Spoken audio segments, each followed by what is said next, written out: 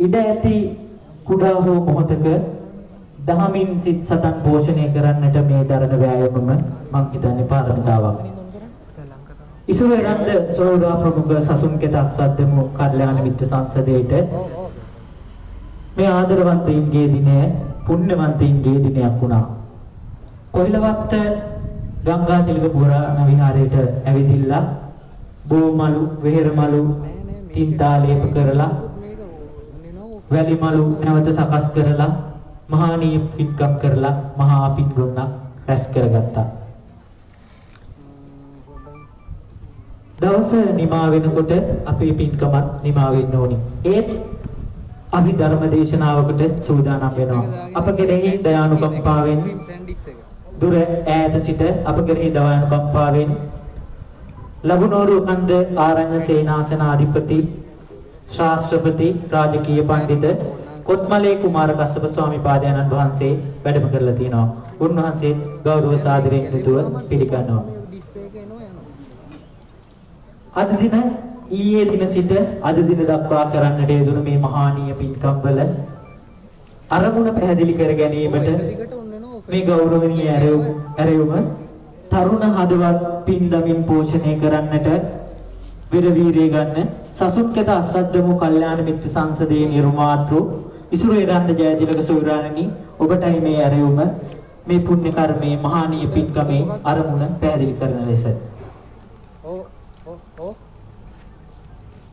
තෙරුවන් සරණයි සියලු දෙනාටම කාල වේලාවක් ඉක්මලා ගිහිල්ලා තියෙනවා. ඉතින් මුලින්ම අප කෙරෙහි අනුකම්පාවෙන් මේ පින්කම සිදු කර ගැනීමට අපට අවසර ලබා දුන් ගංගාතිලක විහාරස්ථානයේ විහාරාධිපති ස්වාමීන් වහන්සේට පාද නමස්කාර පූර්වකව ස්තුතිවන්ත වෙනා මේ අසිරිමත් පින්කම අපට සිදු කිරීමට අවස්ථාව ලබා දුන්නට ඉන්පසු දුර බැහැර ප්‍රදේශයක සිට මේ අසිරිමත් පින්කමට වැඩම කර අතිපූජනීය කොත්මලේ කුමාර කාශ්‍යප ස්වාමීන් වහන්සේට පාද නමස්කාර පූර්වකව පුණ්‍යානුමෝදනා කරනවා. තරුණ දරුවන් වෙනුවෙන් මෙම පින්කමට වැඩම කිරීම පිළිබඳව පෙබරවාරි 14 වැනි දිනයක් මුළු ලෝකයේම බොහෝ දෙනෙක් වාණිජකරණය කරගනිමින් බොහෝ දෙනෙක්ගේ අහිත පිණිස පවතිනකොට අපි හිතුවා තරුණ හදවත් තියෙන පිරිසක් විදියට එකතු වෙලා මේ විහාරස්ථානයේ ශාසනීය උන්නතිය වෙනුවෙන් යම් දෙයක් කරලා පැමිණෙන තරුණ දරුවන් වෙත විශේෂයෙන්ම තරුණ දරුවන්ට විතරයි මේකට අපි ආරාධනා කරේ තරුණ දරුවන් වෙත ධර්ම දේශනාවක් කිරීමට. ඉතින් රටේ තියෙන තත්ත්වයක් එක්ක අපි උපරිම 200ක් 250කට එහා පිරිසක් මේ පින්කමට සම්බන්ධ කරගන්නේ නැහැ කියලා අදහස් කරා. මොකද සෞඛ්‍ය තත්ත්වය නිසා. ඉතින් අපි මේ තරුණ පිරිසට අප්‍රමාණ පිනක් රැස් කර ගැනීම එකතු වෙලා සියලු දෙනා මේක සිදු කරා. ඉන්පසු තරුණ දරුවන්ට ගැළපෙන සුදුසු ධර්මානුකූලව සුදුසු දේශනාවක් කිරීමට පින්වත් ස්වාමීන් වහන්සේට ආරාධනා කරා. ඉතින් මෙත්සිතින් මින්පසු ධර්ම දේශනාව සිදු කරගනිමින් අප කෙරෙහි අනුකම්පාවෙන් බොහෝ ධර්ම කාරණා කියා දෙමින් මේ පින්කම ඉදිරියට කර ගැනීමට පින්වත් ස්වාමීන් වහන්සේලාට මෙත්සිතින් ආරාධනා කරන අතර ඔබ සියලු දෙනාටම පුණ්‍යානුමෝදනා කරනවා මේ දුර්ලභ පින්කමට සම්බන්ධ වීම පිළිබඳව. තෙරුවන් සරණයි සියලු දෙනාටම.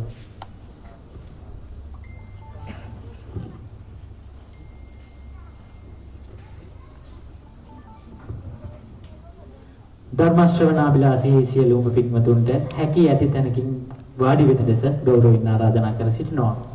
සබ්බ දානං ධම්ම දානං ජිනාති. ධර්ම දානයේ ලොව උතුම්ම ධනයයි. ගෞරවනීය කොත්මලේ කුමාර කස්සප ස්වාමි පාදයන්න් වහන්සේ ඇතුළු මහා සංඝ රත්නය පිළිගෙන අරමුණු පැහැදිලි කරන ලෙස නැවතත් ගෞරවනීය ආරාධනය කොහිලවත්ත ගංගාතිලක පුරාණ විහාරයේ විහාරාධිපති වජිර නායක ස්වාමි පාදයන්න් වහන්සේට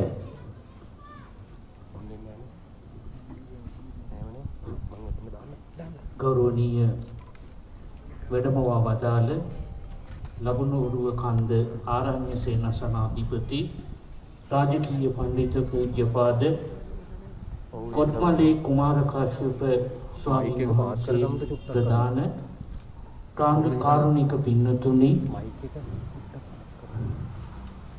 දැනට අවුරුදු ගණනාවකට පටන් අපිට හාමුදුරුවන්ගේ තියෙන මයික් එකේ තියෙන්නේ ඒක චූට්ටක් පාත් කල්පනාවක් ඇති වෙලා තිබෙනවා. ඔව්. ඒ මේ රට ගොඩනගන්න චුට්ටක් පාත් කරලා බැහැ මයික් එක කියලා. මෙහෙම හැරෙවුවා නම් හරි. නැත්තම් කොහොමද හරවන්න ඕන? මේ තරුණ පිරිසගේ මෙහෙම කරා නම් කැපවීම දැක්කහම ඒ මතය මට අයින් කරගන්නට අවස්ථාව උදා වුණා. ඒ තරම් කැපවීමක් තමන්ගේ ශ්‍රමය යොදවලා තමන්ගේ රට වෙනුවෙන් ආගම වෙනුවෙන් ජාතිය වෙනුවෙන් නොපිරියලා යුතුයකම් ඉටු කරන තරුණ පිරිසක් බිහි වී සිටීම රටේ අපේ වාග්යයක්. එම නිසා මං විශේෂ වශයෙන්ම ඒ දරු පිරිසගේ දෙමව්පියන්ට මේ අවස්ථාවේදී පුණ්‍ය අනුමෝදනා පූර්වකව පින් දෙනු ලබනවා. මේ සියලු පින් ඒ දෙමව්පියෝ අනුමෝදන් වෙලා තවදුරටත් මේ දරුවන්ට රටට ජාතියට ආගමට සේවය කිරීමට ශක්තිය ධෛර්යය ලැබිලා පවතිනා වූ දුර්භාග්‍ය සම්පන්නයෙන් ජාතිය රට බේරා ගැනීමට තමන්ගේ යුතුයකම් නොපිරිහෙලා ඉටු කරන්නට ශක්තිය ධෛර්යය ලැබේවා කියලා එකසිතින් ප්‍රාර්ථනා කරනවා. සියලු දෙනාටම රත්නත්‍රි පිහිට ලැබේවා. අපි සියලු දෙනා වෙනුවෙන් දැහැත් වට්ටිය පූජා කිරීමට ආරාධනා කිරීමටයි දැන් අවස්ථාව.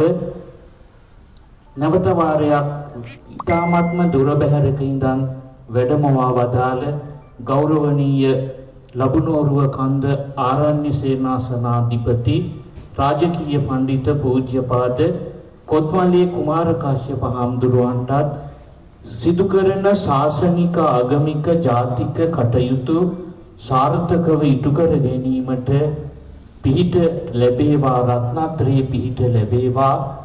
සියලු දෙවියන්ගේ ආශිර්වාදය රැකවරණය ලැබේවා කියලා අපි සාදු කියලා ප්‍රාර්ථනා කරමු.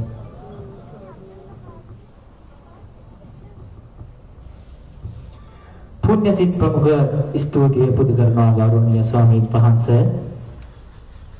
දහසක් විහෙර විහාර තනවා සසුන්ගේ දස්සදන්න විර වීර්ය ධර්ම. එහෙමත් නැත්නම් නිර්වාණ අවබෝධය සඳහා විර වීර්ය ධර්ම මේ සසුන්ගේ දස්සද්දමු කල්යාණ මිත්‍ර සංසදය. අද දවසේ නියමිත මේ මහානීය පින්කමේ අවසාන අංගය වටිනාම අංගය මේ මහා ධර්ම දේශනාව පැවැත්වීමට ආරාධනා කිරීම වශයෙන්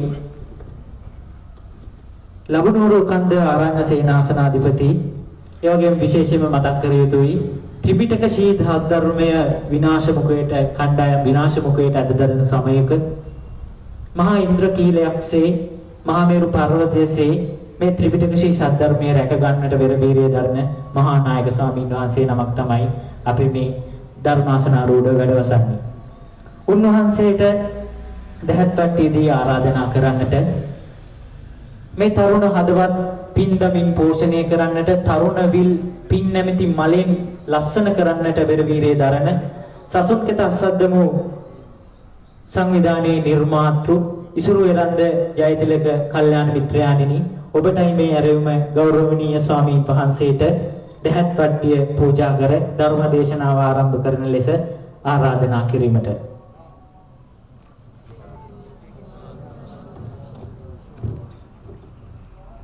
साधु साधु साधु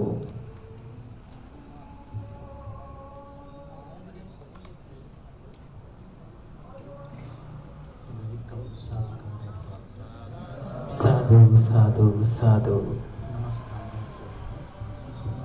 नमो तस्य भगवतो अरहतो सम्मा सम्बुद्धस्य नमो तस्य भगवतो अरहतो सम्मा सम्बुद्धस्य नमो तस्य भगवतो अरहतो सम्मा सम्बुद्धस्य बुद्धं शरणं गच्छामि बुद्धं शरणं गच्छामि धम्मं शरणं गच्छामि संघं शरणं गच्छामि संघं शरणं गच्छामि द्वितीयंपि बुद्धं शरणं गच्छामि द्वितीयंपि बुद्धं शरणं गच्छामि द्वितीयंपि धम्मं शरणं गच्छामि द्वितीयंपि धम्मं शरणं गच्छामि द्वितीयंपि संघं शरणं गच्छामि Dutiyampi Sanghan Saranam Gacchami Tatiyampi Buddhang Saranam Gacchami Tatiyampi Buddhan Saranam Gacchami Tatiyampi Dhammang Saranam Gacchami Tatiyampi Dhamman Saranam Gacchami Tatiyampi Sanghang Saranam Gacchami Tatiyampi Sanghan Saranam Gacchami Tisarana Gamanang Sampunnang Amabanti Panatipata Veramani Sikkhapadang Samadhiyami Panatipata Veramani Sikkhapadang Samadhiyami Adinādāna Veramani Sikkhapadang Samadhiyami Adinādāna Veramani Sikkhapadang Samadhiyami Kāmesu Micchācārā Veramani Sikkhapadang Samadhiyami Kāmesu Micchācārā Veramani Sikkhapadang Samadhiyami Musāvādā Veramani Sikkhapadang Samadhiyami Musāvādā Veramani Sikkhapadang Samadhiyami Surāmēraya Majjapamā Daṭṭhānā Veramani Sikkhapadang Samadhiyami Suramere Majjapama Dattana Veramani Sikkhapadang Samadhiyami Tisaranena Saddhiṃ Pañcasīlaṃ Dhammang Sādhukaṃ Surakkhitāṃ Kattvā Appamādena Sampādetha Samantā Cakkavālesu Atrā Gacchantu Devatā Saddhammang Munirājassa Sunantu Sagga Mokkhadan Dhammasavana Kālo Ayam Bhadantā Dhammasavana Kālo Ayam Bhadantā Dhammasavana Kālo Ayam Bhadantā Namo tassa bhagavato arahato samma sambuddhassa Namo tassa bhagavato arahato samma sambuddhassa Namo tassa bhagavato arahato samma sambuddhassa ගෞරවනීය නායක මාහිමිපාණන් වහන්සේ වරක් ප්‍රමුඛ පූජනීය මහා සංඝරත්නයන් අවසරයි ශ්‍රද්ධා සම්පන්න කාරුණික තරුණ අපේ පින්නතුනේ හැම කෙනෙක්ම බොහෝම ශ්‍රද්ධාවෙන් අද දවසේදී උදෑසන ඉඳලා වටිනා කුසල ධර්ම රාශියකින් තමන්ගේ ජීවිතය සම්පූර්ණ කරගෙන මේ අවසාන වශයෙන් උතුම් ධර්මානුශාසනාව සඳහා අවකාශය සලසාගෙන තිබෙන මොහොතක්. පින්නතුනි බුද්ධ ශාසනයක් කියලා කියන්නේ අපට ලැබෙන උත්තරීතරම ලාභයක්. ඒ බුද්ධ ශාසනයක මනුස්ස ජීවිතයක් ඇතිව හිතන්නට පුළුවන් මනසක් ඇතිව සද්ධර්ම ශ්‍රවණය කරන වටපිටාවක අපිට උපදින්නට ලේසියෙන් ලැබෙන්නේ නැහැ. ඒ දේවල් ඊටාම දුර්ලභ කාරණාවන් අද සම්පූර්ණ වෙලා තියෙන්නේ ඔබට ඒ දුර්ලභ කාරණාවන්. ඒ දුර්ලභ කාරණා සම්පූර්ණ වුණ දවසේදී මේ විදිහට අප්‍රමාදීව සුචරිත ධර්මයන්හි හැසිරෙන එක කුසල ධර්මයන් සම්පූර්ණ කරගන්න එක ප්‍රශංසා කළ යුතු දෙයක්. ප්‍රශංසා කළ යුතු සත්පුරුෂ ක්‍රියාකාරකමක්. විශේෂයෙන්ම සසුන් කෙත අස්වද්දමු තරුණ දරුවන්ගේ මේ සංවිධානයේ දිහා බැලුවාම අපට සිහිපත් වෙන්නේ මේ ශාසනයේ පරිෂද් පිළිබඳව කතා කරනවා. පරිෂද් කීපයක් පිළිබඳව මාතාංග පරිෂදය, මගමානවක පරිෂදය, මේ විදිහට පරිෂද් පිරිස් පිළිබඳව කතා කරනවා. මේ පිරිස් අතර මගමානවක පරිෂදය විශේෂයි. මොකද මේ සසුන් කෙත අස්වද්දමු අපේ මේ තරුණ දරු පිරිස කරන ක්‍රියාකාරකම් බොහෝ විට සමාන වුණා ඒ මගමානවක පරිෂදයට. මගමානවක පරිෂදයට නැතිනම් මගමානවක ප්‍රමුඛ පිරිසට පින්කම් කරන්නට බුද්ධ ශාසනයක් තිබුණේ නැහැ. නමුත් ඔබට බුද්ධ ශාසනයක් ලැබිලා තියෙනවා. ඒක තමයි වැදගත්ම දේ බවට පත් වෙන්නේ. ඉතින් එදා මගමානවක අපේ මහ බෝධිසත්වයන් වහන්සේ තමන්ට පුළුවන් විදිහකට ඒ දඬු පාලම් පෑන් පොකුණු මේ දේවල් සකස් කරමින් මුළු සමාජයේ ඉන්න මිනිසුන්ට යහපත පිණිස සත්වයින්ට යහපත පිණිස කටයුතු කළා. බොහෝ සුචරිත ධර්මයන්හි හැසිරුණා.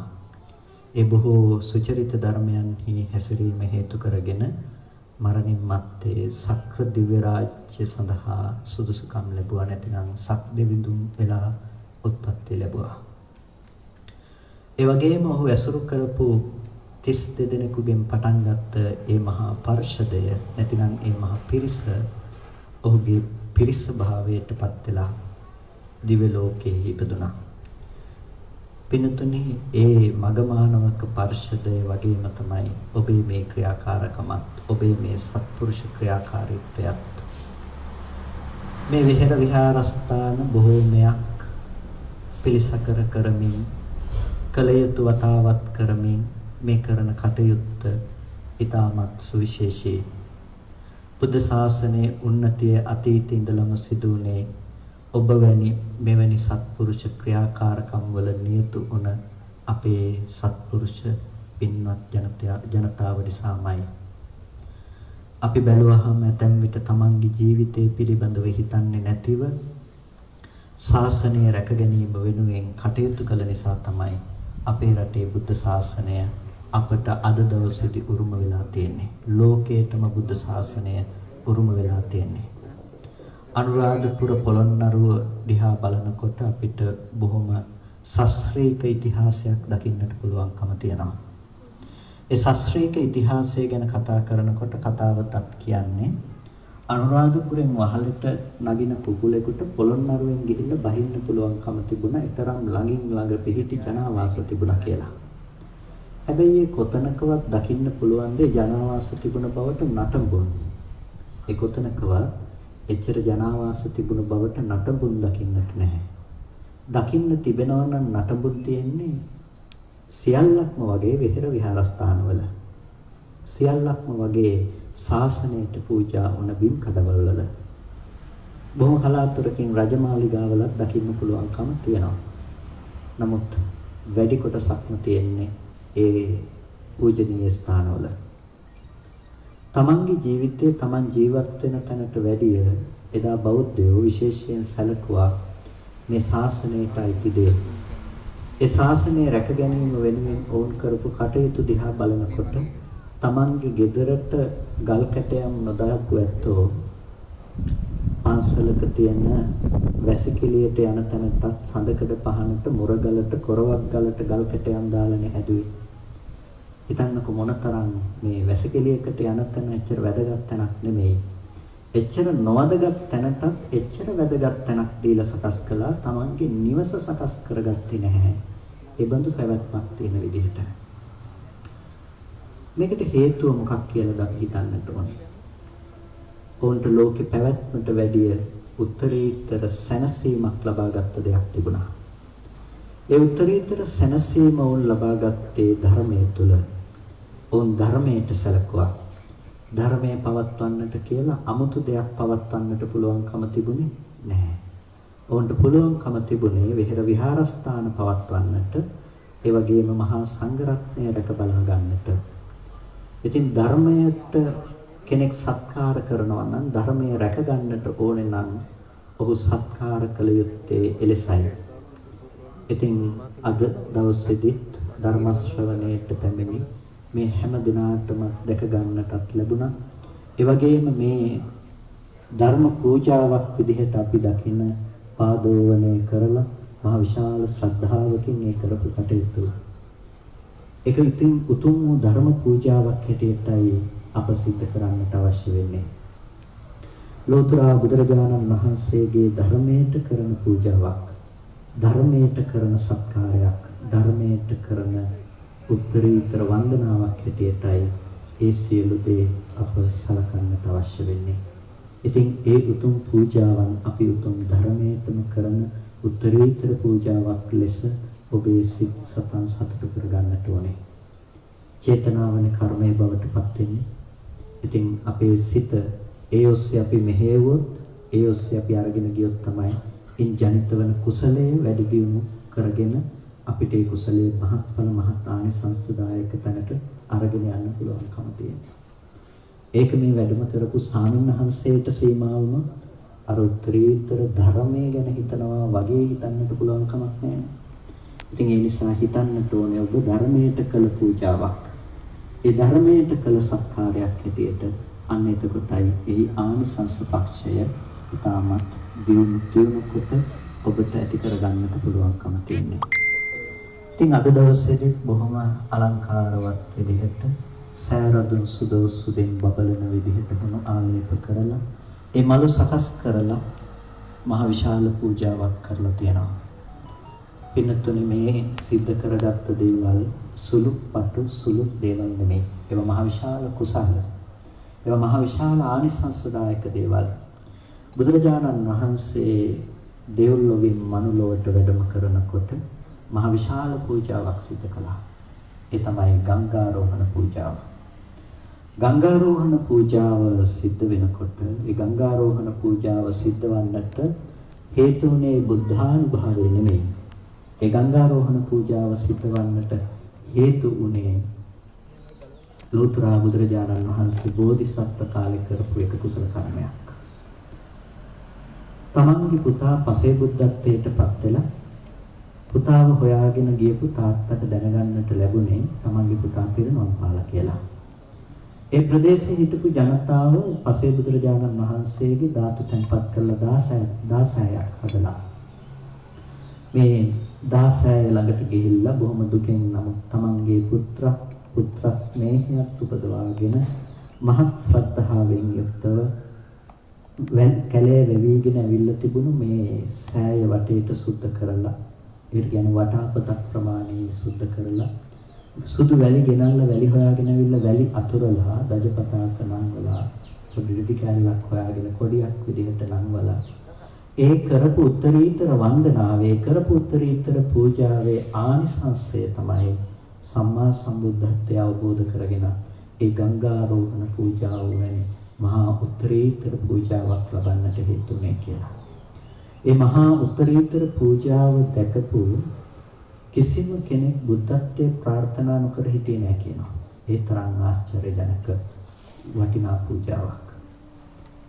පින්තුනේ අර කුසලයේ විපාකය ඒ වගේම අපිට ඒ වගේ කුසල ධර්ම අපදාන පාළිය දිහා බලනකොට ඊටමත් විශාල වශයෙන් දකින්න පුළුවන්කම තියෙනවා. මහතෙරුන් වහන්සේලා මහරහත් තෙරුන් වහන්සේලා සසරේදී තමන් කරපු පින්කම් තමන්ට අරිහත්ත්වයේ සාක්ෂාත් කරගන්නට හේතු වුණ සසර කළ පින්කම් පිළිබඳව දේශනා කරන තැන අපදාන පාළියේ ඕනෑ තරම් දකින්නට පුළුවන්කම තියෙනවා. පුරිල තෝපිය තිස්ස තෙරුන් වහන්සේගේ කතාවේ දැක්වෙන්නේ උන්වහන්සේ වැලි වලින් සෑයක් හදලා ඒ සෑයට කරපු පූජාව මේ කල්පවතින සෑයක් නෙවෙයි වැලි වලින් තමයි සෑය සකස් කළේ.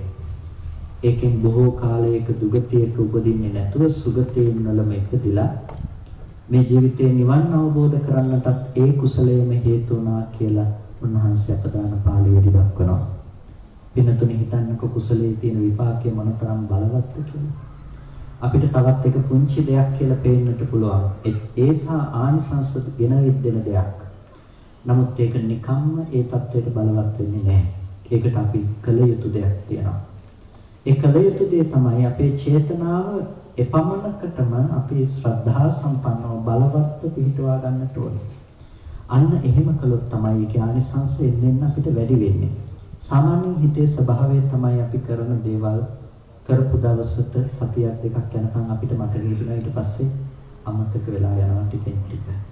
නමුත් ඔබ කරන දේවල් ඔබ අමතක නොකර නැවත ඔබ පුරුදු කරනවා නම් හිතට නැවත වඩනවා නම් ඒ දේ අන්න ඒ කුසලයේ භාවිත කුසලයක් බවට පත් වෙනවා. ඒ කුසලයේ වැඩි දියුණු වන කුසලයක් බවට පත් වෙනවා. ඒ වැඩි දියුණු වන භාවිත වන කුසලයේ තමයි මහත්ඵල මහත් ආනිසංසදායක වෙන්නේ. ඒ නිසා ඔබට පුළුවන් මේ කුසල් දියුණු කරන්න, ඔබට පුළුවන් මේ කුසල් වඩන්න. ඉතින් ඒ විදිහට ඔබට මේ කුසල ධර්මයන්හි අප්‍රමාදී වීමම මේ බුද්ධ ශාසනයක ඔබ ලබන මහා වටිනාම අවස්ථාවක්. ඔබ අප්‍රමාදීව කළ යුතුම දෙයක් මේ බුද්ධ ශාසනයක. ඉතින් විශේෂයෙන්ම අද ඒ සඳහා තෝරගත්ත දවස ඊටම විශේෂ කොට කතා කළ යුතු දෙයක්. ඒකට හේතුව තමයි සමාජ බොහෝ දෙනෙක් නොඑක් ආකාරයට ප්‍රමාදයට පත්වන දිනයක තමයි හැමදෙනාම මේ අප්‍රමාදී කුසලයේ යොදාගත්තේ. ලෝකයා ප්‍රමාද වන දිනයක ප්‍රමාද වන තැනක අප්‍රමාදී වීම නුවණැත්තන්ගේ ස්වභාවය. ඉතින් මේ නුවණැත්තන්ගේ ස්වභාවයට නුවණැත්තන්ව අනුගමනය කරන සත්පුරුෂ පිරිසක් එකතු වෙලා මේ කරපු අවස්ථාව ඉතාම වැදගත්කමක් දකින්නට අවශ්‍යයි. ඉතාම වටින දෙයක්. ඒ නිසාමයි ඒ පිළිබඳව වචනයක් අපි කතා කළ යුත්තේ. ඉතින් අද සමාජය තුළ මහ විශාල සෝදාපාලුවකට ලක් වෙන සාර ධර්ම ඉවත්ව යන සමාජයක් ගොඩනගෙනකොට ඒ හැම දෙයක්ම වළක්වාලමින් තරුණ පිරිසක් එකතු කරගෙන මේ වගේ දෙයක් කරනවා කියන එක ලේසි කටයුත්තකුත් නෙමෙයි. ඒ ඊටාම අගය කළ යුතු කටයුත්තක්. ඒ වගේම විශේෂයෙන්ම මේ දිනය ගැන මම හිතනවා ඉතිහාස කතාව අමුතුවෙන් අපිට කියන්න අවශ්‍ය නැහැ කියලා. මොකද මේක බෞද්ධ සැමරීමක් නෙමෙයිනේ. ඉතින් මේක ක්‍රිස්තියානි සභාව මගින් අනුමත කරපු සැමරීමක් නේ. අපේ බෞද්ධ ජන සමාජයේ බොහොම තරුණ දරුවෝ වේගෙන් වැළඳ ගන්නට යන්නේ. මේක ක්‍රිස්තියානි සභාව මගින් තමයි මේ උත්සවය මේ විදිහට අනුමත කරන්නේ. ඒ වගේම ව්‍යාපාරික ක්ෂේත්‍රය මගින් වාණිජකරණයට ලක්වීම තුළ ඒ තවදුරටත් සමාජ විඥාණයට එකතු කළා. ඒක නිසා ඒක බොහොම මුල් බැසගෙන අපේ ජන සමාජගත වුණා. ඒ දේවල් ඊටාම බරපතලයි. ඒ දේවල් අපිට සුළු දේවල් හැටියට හිතුණාට අපිට ශාසනයට එල්ල වෙන අභියෝග දිහා බලනකොට මේ දේවල් වල බැරෑරුම්කම අපිට වටහා ගන්නට පුළුවන්කම තියෙනවා. මොකද මේ දේවල් තුලින් අපි නොදැනුවත්වම සංස්කෘතීන් අපේ සංස්කෘතියට මිශ්‍ර වෙලා ගිහිල්ලා අපේ සංස්කෘතියේ තියෙන අනන්‍යතාවයන් බිඳ දමනවා. ඒ සංස්කෘතික අනන්‍යතාවයේ බිඳ වැටුණු මනසක් ඕන පැත්තකට නමන්න පුළුවන්කම තියෙනවා.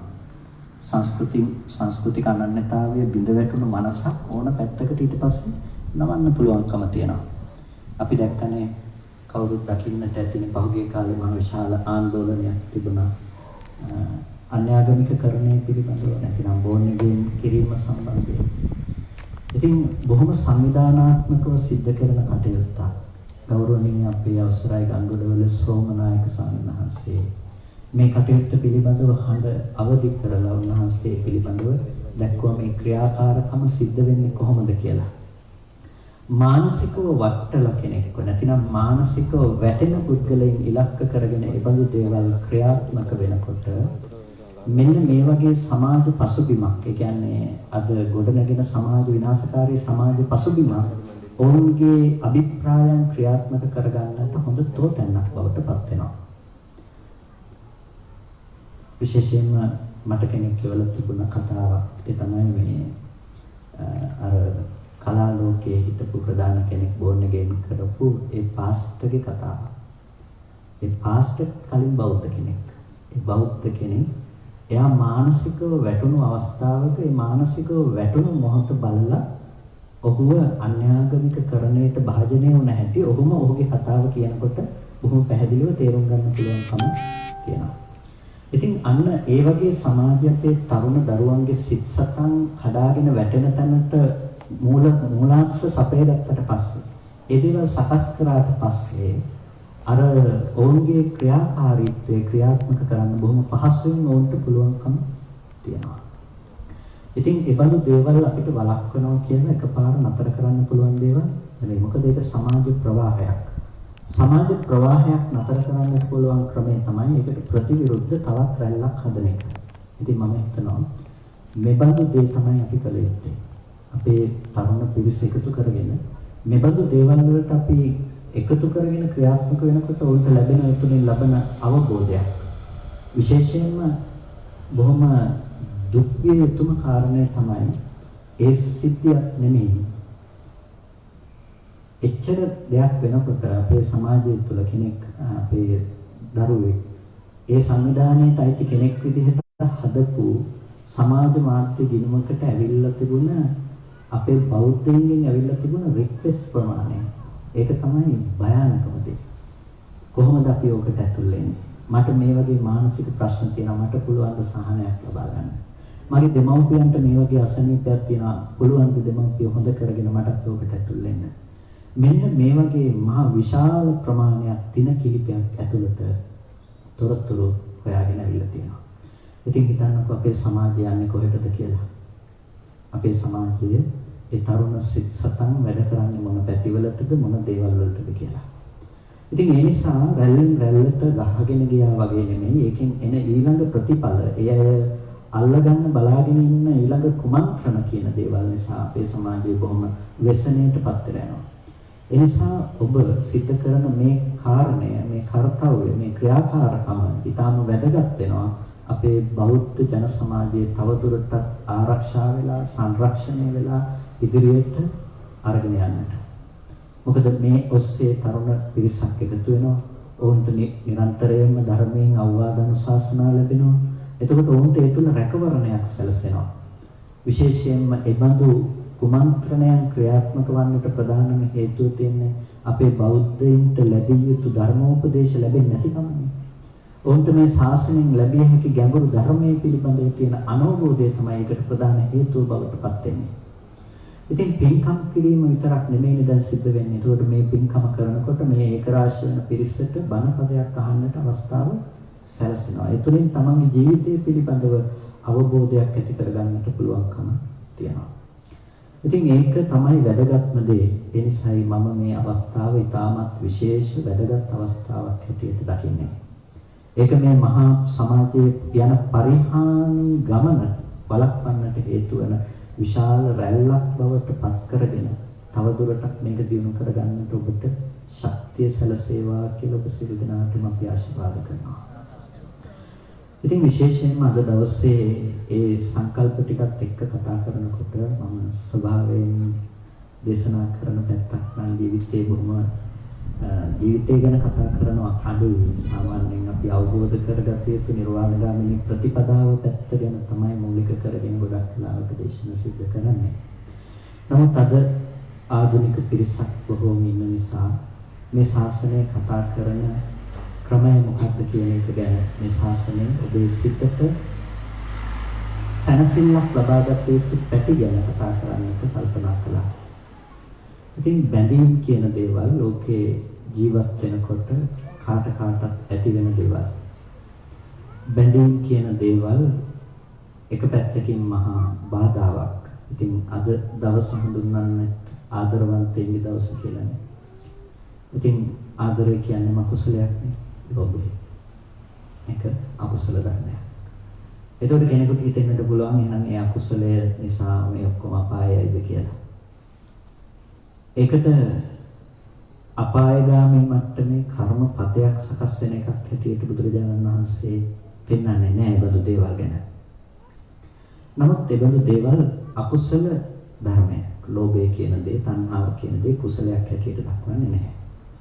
බුදුරජාණන් වහන්සේ දේශනා කරපු ධර්මයේ තියෙන සුවිශේෂී බව තමයි ඒක සියල්ලම අතහැරලා දාපු භික්ෂු භික්ෂුණීන්ටත් එක සමානව ඒකේ ප්‍රතිඵල ලබන්න පුළුවන්කම තියෙනවා. ඒ වගේම අනගාരിക උපාසක උපාසිකාවන්ටත් ඒකේ ප්‍රතිඵල ඒ විදිහට ලබන්නට පුළුවන්කම තියෙනවා. ඒ වගේම තමයි කාමයේ ඇසුරු කරන උපාසක උපාසිකාවන්ටත් ඉහි අයටත් ඒකේ ප්‍රතිඵල ඒ විදිහටම ලබන්න පුළුවන්කම තියෙනවා. ඒක තමයි මේ ශාසනයේ තියෙන විශේෂත්වය. ඒ නිසා මේ ශාසනයේ මුලින් ඉඳලා පටන් ගත්ත තැන ඉඳලා මේ සියල්ලම අතහරින්න කියලා කතා කරන්නේ නැහැ. හොඳම දේ තමයි මේ ශාසනයේ හිටපු බොහොම සමගි සම්පන්නවම හිටපු යුවලක් තමයි නකුල මාතා නකුල පිතා කියලා කියන්නේ. වචනේ අපේ වචනෙන් කියනවා නම් අද කාලේ බොහොම ආදරෙන් හිටපු හොඳ ආදරවන්තයෝ දෙන්නෙක්.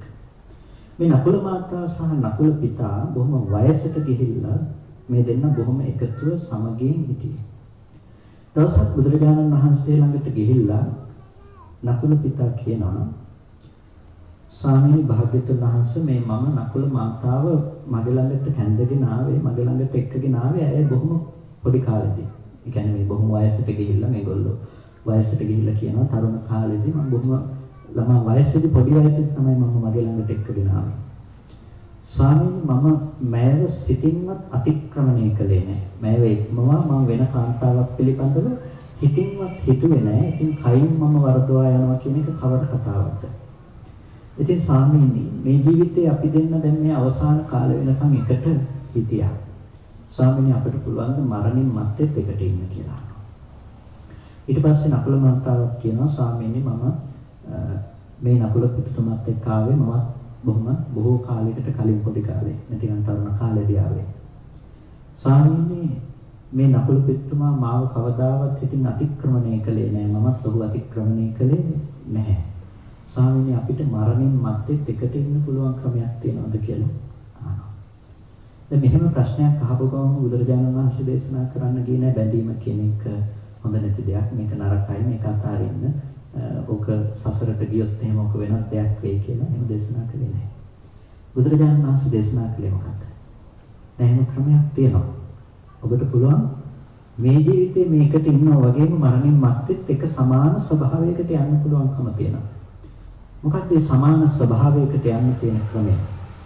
ඔබට පුළුවන් නම් සම ශ්‍රද්ධාව තියාගන්න.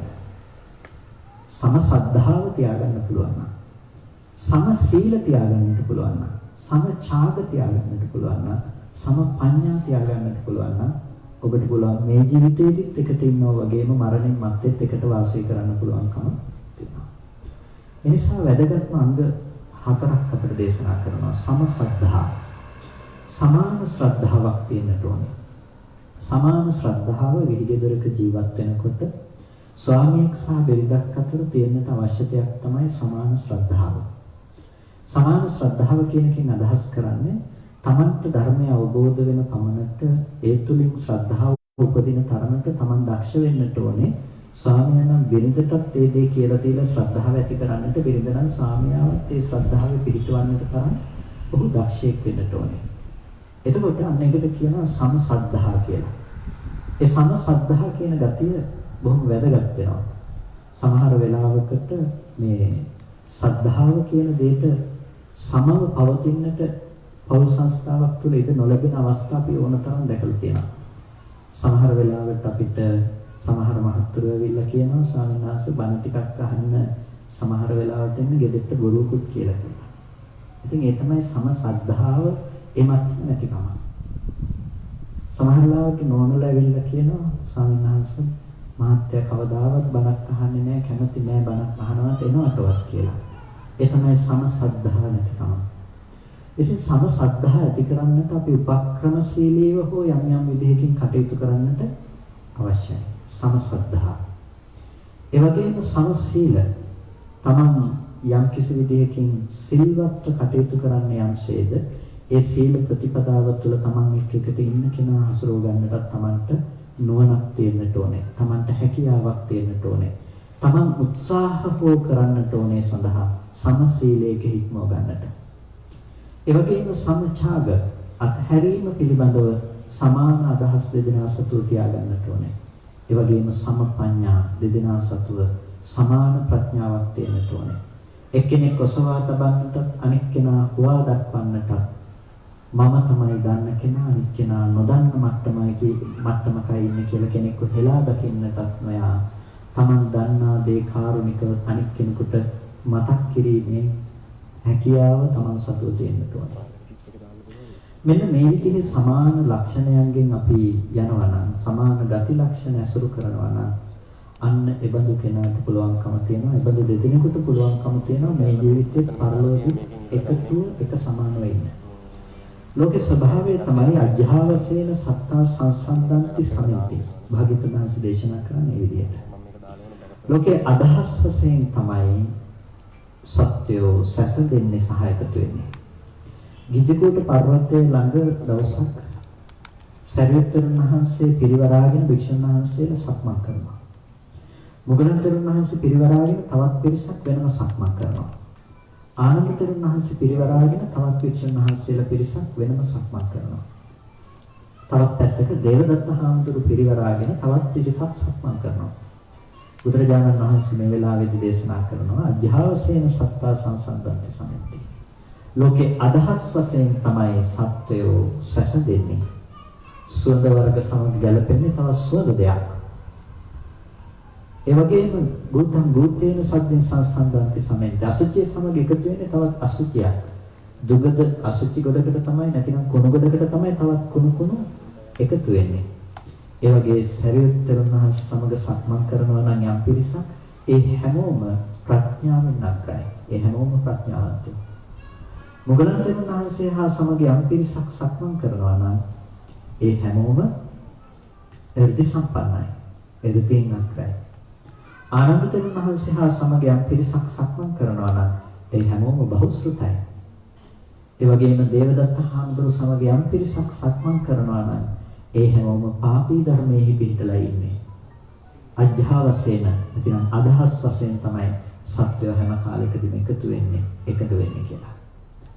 ඉතින් අදහස් වශයෙන් සත්‍යය එකඟ වෙනකොට අදහස් වශයෙන් විපරීතව යන අය බොහොම පරිස්සම් වෙන්නට ඕනේ. ඒ නිසා තමයි අපි විශ්වාසය කියන දේ ගොඩනගා ගන්නට ඕනේ. අපේ ජීවිතයේ තරුණ වයසේ ඉඳලා අපි ගොඩනගා ගන්නකොට අපිට විශ්වාසය කියන දේ ඊටාම වැදගත් වෙනවා. ඒ විශ්වාසය කියන දේ කෙටි තීරණයකින් ගන්නට බුදුරජාණන් වහන්සේ දේශනා කරන්නේ නැහැ. කෝසල සංයුක්ත දැක්වෙනවා සත්‍ය ජටිල කියලා සූත්‍රයක්. මේ සත්‍ය ජටිල සූත්‍රය හරිම ලස්සනයි. කොසල් රජුගේ දවසක් බුදුරජාණන් වහන්සේ ළඟට ඇවිල්ලා බුදුරජාණන් වහන්සේත් එක්ක කතා කර ඉන්නකොට පාරක් හිටුව එක අචේලකයෝ 7 දෙනෙකුයි නිගණ්ඨයෝ 7 දෙනෙකුයි තව විවිධ තීර්ථකයෝ 7 දෙනෙකුයි එතනින් යනවා. යනකොට කොසල් රජු මොකද කරන්නේ මේ යන අය දිහා බලාගෙන යන අයගේ පැත්තට හැරිලා වැඳලා මේ බුදුරජාණන් වහන්සේ ළඟ ඉන්න ගමන් අර යන අයගේ පැත්තට වැඳලා ස්වාමීනි මම පස්සේ නැති කොසල් රජු ස්වාමීනි මම පස්සේ නැති කොසල් රජු කියලා නම කියමින් අර යන පිරිසට වඳිනවා. ඉතින් කොසල් රජු මේ විදිහට වැඳලා බුදුරජාණන් වහන්සේගේ පැත්තට හැරිලා කියනවා ස්වාමීනි ලෝකේ රහත්තු කියලා පිරිසක් ඉන්නවා නම් මේ ඒ රහතන් වහන්සේලාගෙන් එක පිරිසක්. ලෝකේ රහත්තු ඉන්නවා නම් මේ ඒ රහතන් වහන්සේලාගෙන් පිරිසක්. එතකොට බුදුරජාණන් වහන්සේ දේශනා කරනවා මහරජා මේ ලෝකේ රහත්තුන්ව හොයන්න මේ සුදුවත් හඳනා කාමයන් ඇසුරු කරන ගිහියන්ට එච්චර ලේසි නෑ. රහත්ද නැද්ද කියන එක හොයන්න එච්චර ලේසි නැහැ. ඒක එච්චර සරලව තීරණය කරන්නට පුළුවන් දෙයක් නෙමෙයි. සංවාසේනකෝ මහරජ ශ්‍රීලං වේදිකබ්බෝ. මහරජ සංවාසයෙන් එකතු වෙන වාසය කිරීමෙන් තමයි කෙනෙකුගේ සීලය පිළිබඳව තේරුම් ගන්නට තියෙන. එකට හිඳීමෙන් ඔහු සමග කාලයක් ඇසුරු කිරීමෙන් තමයි කෙනෙකුගේ සීලය පිළිබඳව තීරණය කරගන්නට තියෙන්නේ. පංචකෝ දීගේන අද්දුනා න ඉත්තර. ඒක මේ පුංචි කාලයක් නෙමෙයි. දීගේන ගොඩාක් කාලයක්. අද්දුනා ඒක සුළු කාලයක් නෙමෙයි දීර්ඝ කාලයක් හොඳින් ඇසුරු කරන්නට ඕන. ඒ වගේම ඒක අමනසිකාරයේ තියෙන කෙනෙකුට නෙමෙයි මානසිකාරයේ පවත්වගෙන ඉන්න කෙනෙකුට. මේ කෙනා කොහොම කෙනෙක්ද මේ කෙනාගේ හොඳ ගති හමුවෙහි නොහමුවේ පවතින හොඳ ගතියක්ද කියලා හොඳට මානසිකාරයේ පවත්වගෙන තියාගෙන ඉන්න කෙනෙකුට. ඒ වගේම පඤ්ඤවතා නුවණින් යුක්තව විමසා බලන කෙනෙකුට න දුප්පඤ්ඤේ නුවණින් මෙනෙහි කරන කෙනෙකුට නෙමෙයි. ඒකට කෙනෙකුගේ සීලය පිළිබඳව නැතිනම් කෙනෙක් හොඳයි කියන්නට කෙනෙක්ගේ සුචරිතය පිළිබඳව අපි තීරණය කරනවා නම් මේ කෙනා හොඳ කෙනෙක් කියලා තීරණය කරනවා නම් බුදුරජාණන් වහන්සේ කෙනාට දෙන අවවාදය මොකද්ද? ඒක කෙටි කාලෙකින් තීරණය කරන්න එපා. මිනිස්සු අත්හරින්නත් එපා එහෙම කියලා. ඇසුරු කරනකොට කාලයක් ඇසුරු කරනකොට ප්‍රඥාවෙන් ඇසුරු කරනකොට ඔහුගේ ගති ලක්ෂණ පිළිබඳව හොඳ මානසිකාරයෙන් ඇසුරු කරනකොට අන්න Tamanට පුළුවන්කම තියෙනවා ඒ කෙනාගේ සීලය පිළිබඳව තේරුම් ගන්න. එතකොට තමයි ඔහු සිල්වතෙක්ද දුසිල්වතෙක්ද අවස්ථාව ආපු වෙලාවක පමණක් සිල්වතෙක්ද නැද්ද කියලා හිතා ගන්න පුළුවන්කම තියෙන්නේ. නැත්නම් අර වේදේහිකාව කියනවානේ. අහලා තියෙනවා නේද වේදේහිකාවේ කතාව. වේදේහිකා කියලා ගෘහපතිනියක් හිටියා ඉවසනවා කියලා හරි ප්‍රසිද්ධයි. ඉතින් සමාජයේ හිටපු බොහෝ දෙනෙක් ඇගේ ಗುಣ කතනය කළා මේ වේදේහිකා හරියට ඉවසනවා කියලා. වේදේහිකාගේ 16ට හිතුණ ඇත්තටම වේදේහිකා ඉවසනවද කියලා බලන්න ඕනේ කියලා. මෙහෙම කල්පනා කරලා මෙයා මොකද කරේ? එක දවසක් නිදාගත්තා. එළි වෙනකම්ම නිදාගත්තා. එදා වේදේහිකා ඇවිල්ලා අහුවා ඇයි කියලා. නිකන් කියලා කිව්වා. ඊට පස්සේ කිව්වා හා හොඳයි එහෙනම් ඊළඟ දවසේ නැගිටින්නකෝ කියලා ගියා. ඊළඟ දවසෙත් නිදාගත්තා. ඒ දවසෙත් ඇවිල්ලා ඇහුවා. ඊට පස්සේ නිකන් නිදාගත්තා කිව්වහම ටිකක් අමනාපයෙන් බැලුවා. තුන්වෙනි දවසෙත් නිදාගත්තා. ඒ දවසේ බැන්නා. හතරවෙනි දවසෙත් නිදාගත්තා. අතට අහුනේ මෝල් ගහින් දමන ගැහුවා. වේදේහිකා ගහපු පාරට සේවිකාවගේ කොළුව පැලිලා ලේ ගන්නවා. සේවිකාව පාරට පැනලා දුවන්න ගත්තා. මෙන්න ඔබලා කියන ඉවසනවා කියපු වේදේහිකාගේ ඉවසීම. මගේ කොළුවත් පැලුවා. මේ විදිහට පාරේ කෑවෙල හදුවන්න ගත්තා. අර කීර්ති ഘോഷාවක් තිබුණා නම් වේදේහිකා ඉවසනවා වේදේහිකා හොඳ තැනැත්තියක් කියලා. ඒක නැති වෙලා ගිහිල්ලා ඇය නොඉවසන තැනැත්තියක්, කෝප ගන්න තැනැත්තියක්, මහා අසත්පුරුෂ තැනැත්තියක් කියලා සමාජයෙන් කොම් කරන කටයුතුපත් වෙනවා. ඉතින් මේ වේදේහිකා වගේ චරිත අපිට තේරුම් ගන්නට වෙන්නේ බොහෝ කාලයක් ඇසුරු කිරීමෙන් තමයි. ඒ නිසා ඒකයි කෙනෙකුගේ හික්මීම කියන දේ අපිට තේරුම් ගන්න නම් එයාගේ හික්මීම තේරුම් ගන්න බොහෝ කාලයක් ඇසුරු කරන්නට ඕනේ. ඒ වගේම සමෝහාරේන කෝ මහරජ සෝචියම යුක්තපෝ සමෝහාරය නිසා නැතිනම් ගනුදෙනු කිරීමෙන් නැතිනම් ඔහුත් එක්ක කාලයක් එකට ඇසුරු කිරීමෙන් තමයි ඔහුගේ මනසේ තියෙන පිරිසුදු බව සහ නොපිරිසුදු බව තීරණය කරන්න පුළුවන්කම තියෙන්නේ. පංචකෝ දීගේන අඳුනා එකක් බොහෝ කාලයක් ඇසුරු කිරීමෙන් නැතරම් පුංචි කාලයක් ටික දවසක් ඇසුරු කළා මෙහෙම මෙයා හරි හොඳයි කියලා තීරණය කරන්නට කියලා වෙන්නේ නැහැ. ඊට පස්සේ මොකද කෙනෙකුගේ හැසිරීම වහලා තියාගන්නට පුළුවන්කම තියෙනවා. කෙනෙකුගේ හැසිරීම තව කෙනෙක් ගැන හිතලා නතර කරගැනීමේ හැකියාව තව කෙනෙක් ළඟ තියෙනවා. ඒකනේ පෞල් ආරවුල් වලට අපි ළඟට ගොඩක් අය පෞල් ප්‍රශ්න කියාගෙන යනවා. බොහෝ දේවල් වලට හේතුව බවට පත් වෙන්නේ ඒකම තමයි. ඒ කියන්නේ කල් ඇතුව තමන්ගේ ගතිගුණ සංගවාගෙන ඉඳලා ඊට පස්සේ එකට වාසය කරන්න ගත්තට පස්සේ තමයි තමන්ට හැමදාම හංගගෙන ඉන්න බෑ. තමන්ගේ විදිහට ජීවත් වෙන්න පටන් ගන්නවා. අන්න එතකොට එතන ගැටලුව ඇති වෙනවා. ඉතින් සංවෝහාරයේ තිබුණා නම් බොහෝ කලක් ඒ ආශ්‍රය කිරීම තිබුණා නම් එතකොට ওই ප්‍රශ්නේ ඇති වෙන්නේ නැහැ.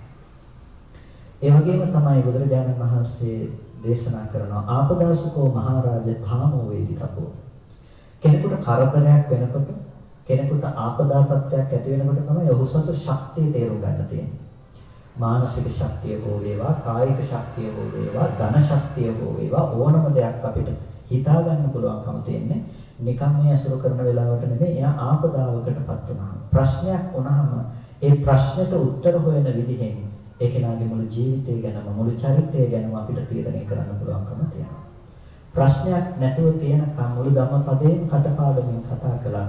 ප්‍රශ්නයක් තියෙන වෙලාවට ධර්මය අමතක වෙලා ලෝකෙ දෙයින් උත්තර හොයන්නට යනවා නම් පංච ශික්ෂාව තුලවත් රැඳී ඉන්න සීමාව නැතිනම් අන් පරිසම් වෙන්න ඕන තැනක්. එතකොට අපිට දැනගන්න පුළුවන් ඔහුගේ ශක්තිය නැහැ ධර්මයෙන් තුල කතා කරන දේ ජීවිතයේ ඇත්තේ නැහැ කියලා. ඒ වගේම තමයි සාකච්ඡායකෝ මහරජ පඤ්ඤා වේත්තපෝ.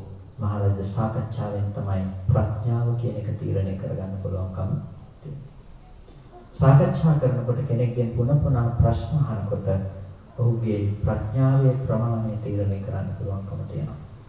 මේ හැම දෙයක්ම නුවණින් කල්පනා කරන කෙනෙකුට මානසිකාරය කරන කෙනෙකුට මිසක නොනුවණින් හිතන කෙනෙකුට නෙමෙයි. බුදුරජාණන් වහන්සේ දේශනා කරන්නේ නැහැ නොනුවණින් කෙනෙක් ගැන හිතන්න කියලා. එකට සිද්ධිදාම ගැට ගහගෙන තව කෙනෙක්ගේ ජීවිතය දිහා Taman හදාගත්ත කණ්ණාඩි රාමුවකින් බලන්න කියලා බුදුරජාණන් වහන්සේ දේශනා කරන්නේ නැහැ. ඇත්ත ඇති සැටියෙන් දකින්න වෙන්නේ. ඒ නිසා දේශනා කරනවා නවන්න රූපේන නරෝ සුජානෝ නවිස්සසේ ඉත්තර දර්ශනේන සුසඤ්ඤතානං හි ව්‍යංජනේන අසඤ්ඤතා ලෝක විමංචනාති. නවන්න රූපේන නරෝ සුජානෝ වර්ණයෙන් හරි රූපයෙන් හරි මිනිස්සුන් අඳුර ගන්න පුළුවන් කමක් නැත්තේ නෑ. මනමින් දැනගන්න පුළුවන් කමක් නැත්තේ නෑ. නවිස්සසේ ඉත්තර දස්සනේන ඊටම කෙටි දැකීමකින් නවිස්සසේ මිනිස්යන්ව විශ්වාස කරන්න එපා. සුසඤ්ඤතානං හි ව්‍යංජනේන හික්මුණු පුද්ගලයන්ගේ ස්වභාවයෙන් අසඤ්ඤතා ලෝක විමර්ශනන්තේ නොහික්මුණු පුද්ගලයා මේ ලෝකේ හැසිරෙනවා. හික්මුණු පුද්ගලයන්ගේ ස්වરૂපයෙන් නොහික්මුණු අය හැසිරෙනවා. ඒ නිසා විශ්වාස කරන්න එපා කියලා. මේ කිව්වහම රජුරෝ කියනවා ස්වාමීනි ආශ්චර්යයි. මේක හරි පුදුමයි. මම දන්නවා මේ අය රහත්තු නෙමෙයි කියලා. මේ අය මගේ චරපුරුෂයෝ.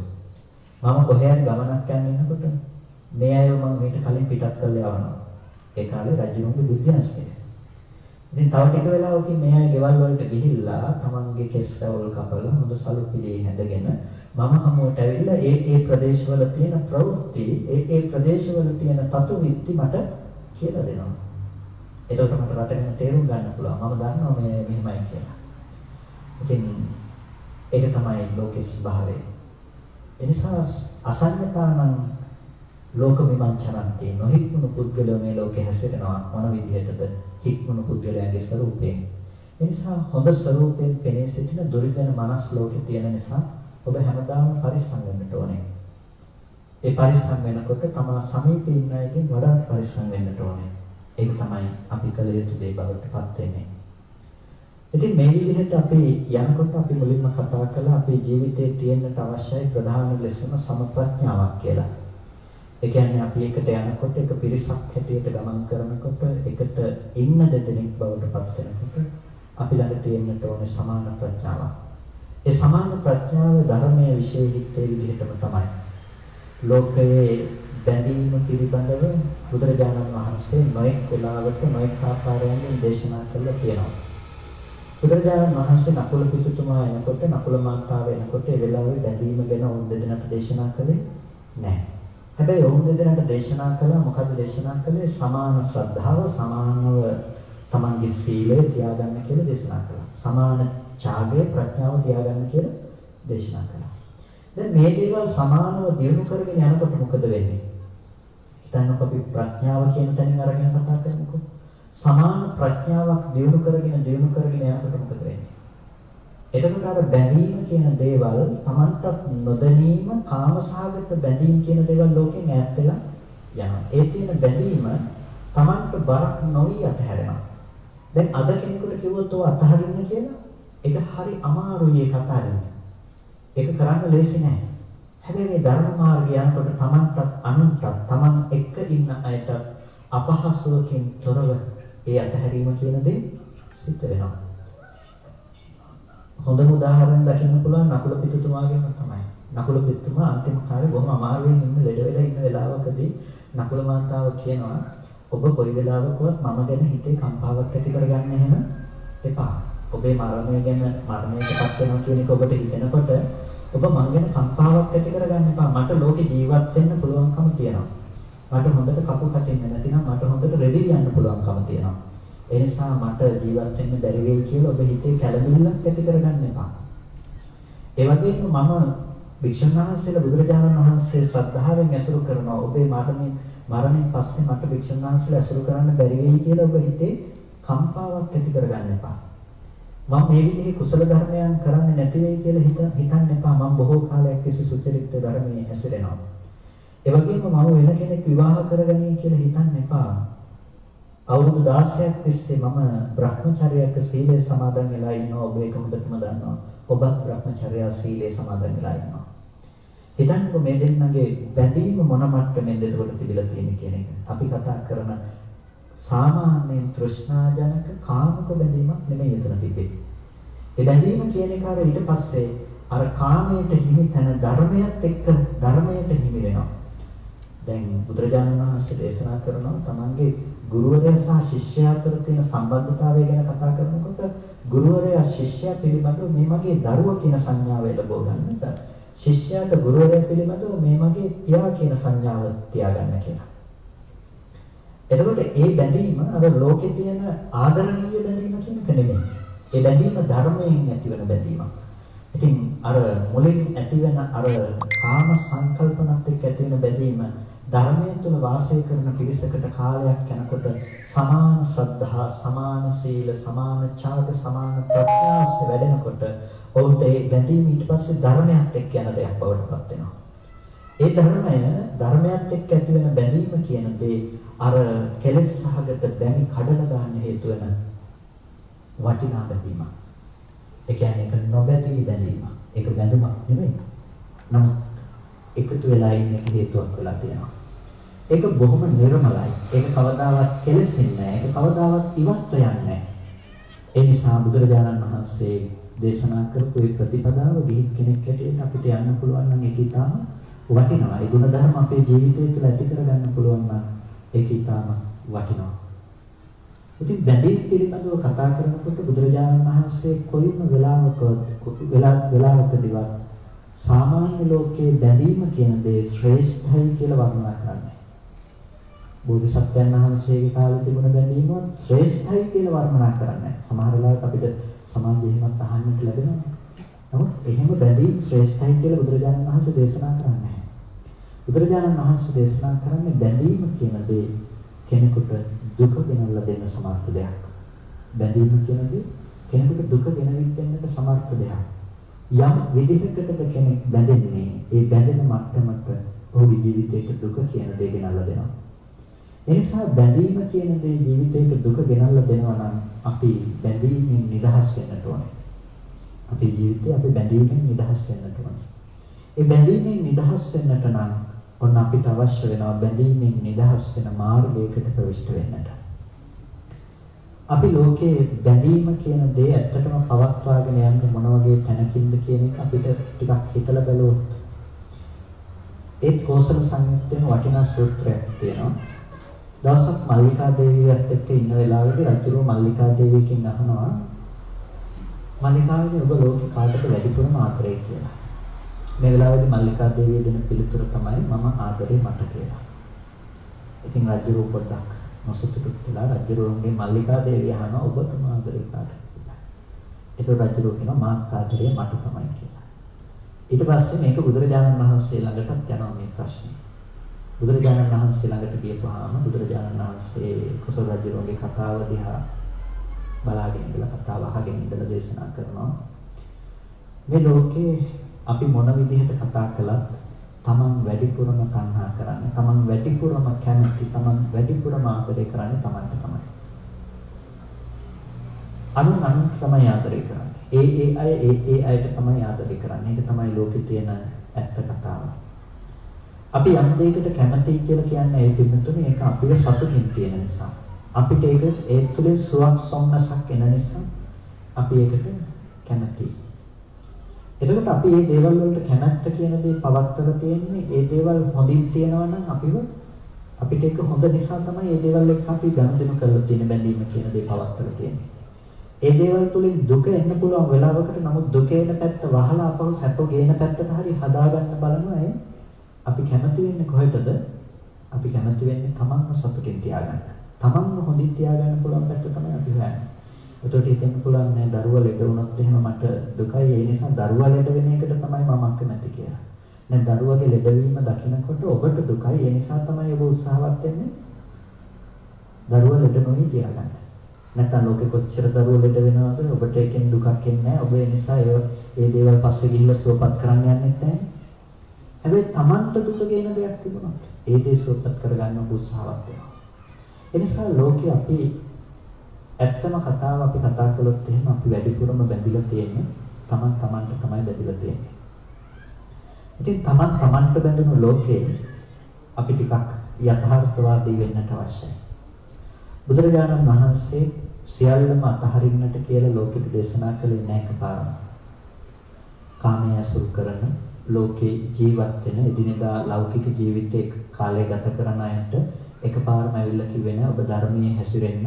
දැන් ඇවිල්ලා ඔය සියල්ලම අතහැරලා දාලා ඇවිල්ලා මහාන වෙන්න කියලා දේශනා කළේ නෑ. බුදුරජාණන් වහන්සේ දේශනා කළා ඒ කාටත් ඇත්ත තේරුම් ගන්න පුළුවන් යථාර්ථවාදී වටපිටාවක් වෙන. ඒ යථාර්ථවාදී වටපිටාව තමයි තමන්ට තමන් පිළිබඳව අවබෝධ කරගන්නට සැලැස්වීම. තමන්ට තමන් ගැන දැනගන්නට පුළුවන්කම තියනවා නම් ඒක තමයි යථාර්ථවාදී දැක්ම. තව දෙකකින් කියනවා නම් ඒකට බුදුරජාණන් වහන්සේ දේශනා කළා දුක්ඛේ ඥානං, දුක්ඛ සමුදය ඥානං, දුක්ඛ නිරෝධේ ඥානං, දුක්ඛ නිරෝධගාමිනී පටිපදාය ඥානං කියලා. දුක ගැන දන්නවා, දුක්ඛ සමුදය ගැන දන්නවා, දුක්ඛ නිරෝධය ගැන දන්නවා, දුක්ඛ නිරෝධගාමිනී ප්‍රතිපදාව ගැන දන්නවා කියලා බුදුරජාණන් වහන්සේ දේශනා කළා. ඒක මොකද්ද මේ තමන් ගැන දන්නවා කියලා මේකත් එක්ක තියෙන සම්බන්ධය මොකද්ද? එතකොට අපි ලෝකේ ජීවත් වෙන්නේ හැමදාම අපි සංකල්පමය වශයෙන් ගොඩනගාගත්ත ලෝකයක. අපි ඇලීම, බැඳීම, කැමැත්ත කියන මේ දේවල් හැමදාම අපි පවත්වලා තියෙන්නේ අපි සංකල්පමය වශයෙන් ඇති කරගත්ත රාමුවක් ඇතුලේ. ඒකට බුදුරජාණන් වහන්සේ දේශනා කරනවා සංකප්ප රාගෝ පුරිසස්ස කාමෝ කියලා. කෙනකෙනා කැමති වෙන්නේ, කෙනකෙනා ඇලෙන්නේ මොකක් ගැනද? සංකල්පමය වශයෙන් හදාගන්න දෙයක තමයි කෙනකෙනා බැඳෙන්නේ. කෙනකෙනා කැමති වෙන්නේ සංකල්පමය වශයෙන් ගොඩනගා ගන්න දෙයට. එතකොට සංකල්පමය වශයෙන් ගොඩනගාගත්ත දෙයට කියලා කියන්නේ ඔබ කවදාවත් යථාර්ථයට කැමති වෙලා නැහැ. යථාර්ථයට කැමති වෙලා නැහැ. යථාර්ථය තියෙන තැනක ඔබ සංකල්පයක් ගොඩනගාගෙන ඒ සංකල්පයට තමයි ඔබ කැමති වෙලා තියෙන්නේ. දැන් දරුවට ආදරය කියලා අපි කියනවානේ. ඇත්තටම ආදරය කරන්නේ දරුවටද? එහෙම නැත්නම් ඒ රූපයක් දරුවා කියලා පෙන්නන ඔබේ සංකල්පනාවටද කියලා බැලුවොත් අපි ඇත්තටම ආදරය කරන්නේ සංකල්පනාවටද? එළියේ තියෙන පඨවි ධාතුවට, ආපෝ ධාතුවට වෙනම අපි ආදරය කරන්නේ නැහැ. ඒකේ තිබිලා අපිට ආදරය කරන කමාවෙත් නැහැ. අපි හිතුවට දරුවා දිහා බලනකොට දරුවා නිසා තමයි ආදරය ආවේ කියලා ඒ රූපේ කවදාවත් ඔබට ආදරය ගෙනාවේ නැහැ. එළියේ තියෙන ඒ රූපේ ඔබට කවදාවත් කැමැත්ත කියන දේ ගෙන්නේ නැහැ. ඒ රූපේ ඔබට කැමැත්ත ආදරේ රූපේ ගේනවා නම් ඒක දකින හැමෝටම ඒ දරුවට ආදරේ එන්නේ නැත්තේ. ඔබට විතරක් එන්නේ. ඒ බඳු සංකල්පනාවක් තියෙන ඔබට විතරයි. එතකොට දැන් ඔබේ බැඳීම ඇති කරගෙන තියෙන්නේ ඇත්තටම දරුවා ගැනද? එහෙම නැතිනම් ඔබ සංකල්පමය වශයෙන් හදාගත්ත මේ දරුවා කියලා අසුරු කරන දේ ගැනද ඔබ බැඳලා තියෙන්නේ? අපි බැඳලා තියෙන්නේ අර සංකල්පමය වශයෙන් හදාගත්ත දේ පිළිබඳව. ඒකට තමයි අපි ආස කරලා තියෙන්නේ. ඒකට තමයි අපි කැමති වෙලා තියෙන්නේ. අපි කොච්චර ලෝකේ ඉන්න අයට කැමති, අම්මට ආදරෙයි, දරුවට ආදරෙයි, අපි අනිකුත් අයට එකට ඉන්න අයට ආදරෙයි කියලා අපි කොච්චර කතා කළත් අපි ඇත්තටම ආදරය කරලා තියෙන්නේ ඒක හොඳයි කියලා හිතන, හොඳයි කියලා පෙන්වන තමන්ගේ හිත පැත්තේ උපද්දපු සංකල්පනාවට. ඒක තමයි එතන තියෙන ඇත්ත කතාව. හැබැයි අපි හිතේ ඇති කරගත්ත සංකල්පනාවකට කැමති වෙනකොට අපිට ඒකේ ඇත්ත නොදන්නාකම නිසා අපි හිතනවා වැරදි දෙයක්. ඒ තමයි ඉන්න කෙනාට තමයි මම කැමති කියලා. හැබැයි අපි කවදාවත් ඉන්න කෙනාට කැමති වෙලා නැහැ. අපි කැමති වෙලා තියෙන්නේ ඒ කෙනා ගැන හිතන සංකල්පයට. සංකල්ප වෙනස් වුණොත් මොකද වෙන්නේ? කැමැත්ත කියන දේ ඕන වෙලාවක වෙනස් වෙන්න පුළුවන්කම තියෙනවා. පුංචි කාලේ ආදරෙන් හදාගත්ත දරුවෝ පස්සේ කාලේ සමහර දෙමව්පියන්ට පේන්න බැරි වෙලා නැද්ද? තියෙනවා. පුංචි කාලේ දෙමව්පියොත් එක්ක ආදරෙන් හිටපු දරුවන්ට දෙමව්පියෝ පේන්න බැරි වෙන අවස්ථා නැද්ද සමාජයේ? තියෙනවා. දරුකම වෙනස් වෙලාද? පොඩි කාලේ බොරුවට ආදරෙන් ඉඳලාද? නැහැ.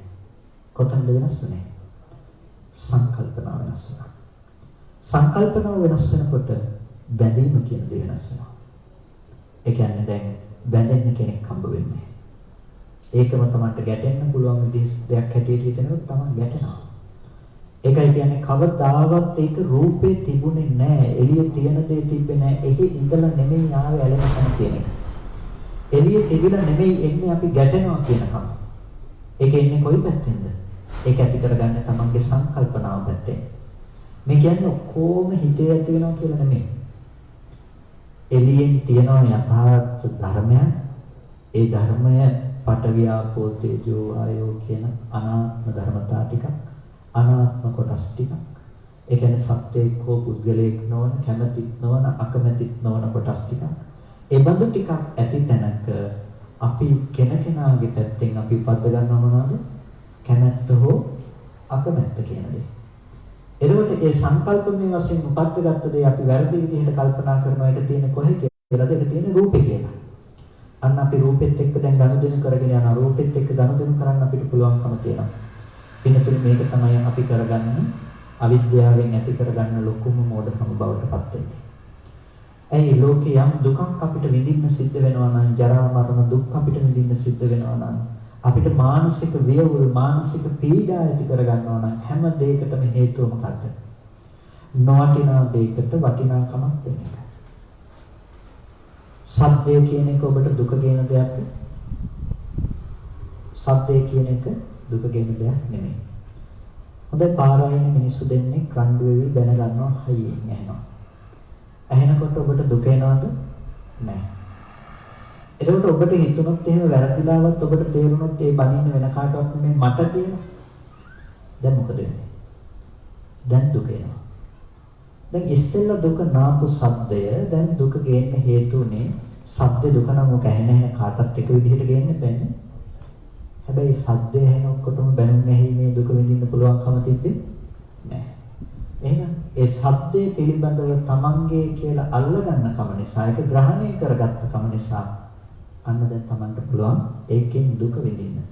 දැන් ඒ වෙලාවේ විතරක් නෙමෙයි සමහර වෙලට බැන්නේ සතියකට දෙකකට මාසයකට අවුරුදු ගානකට කලින් වෙන්න පුළුවන්.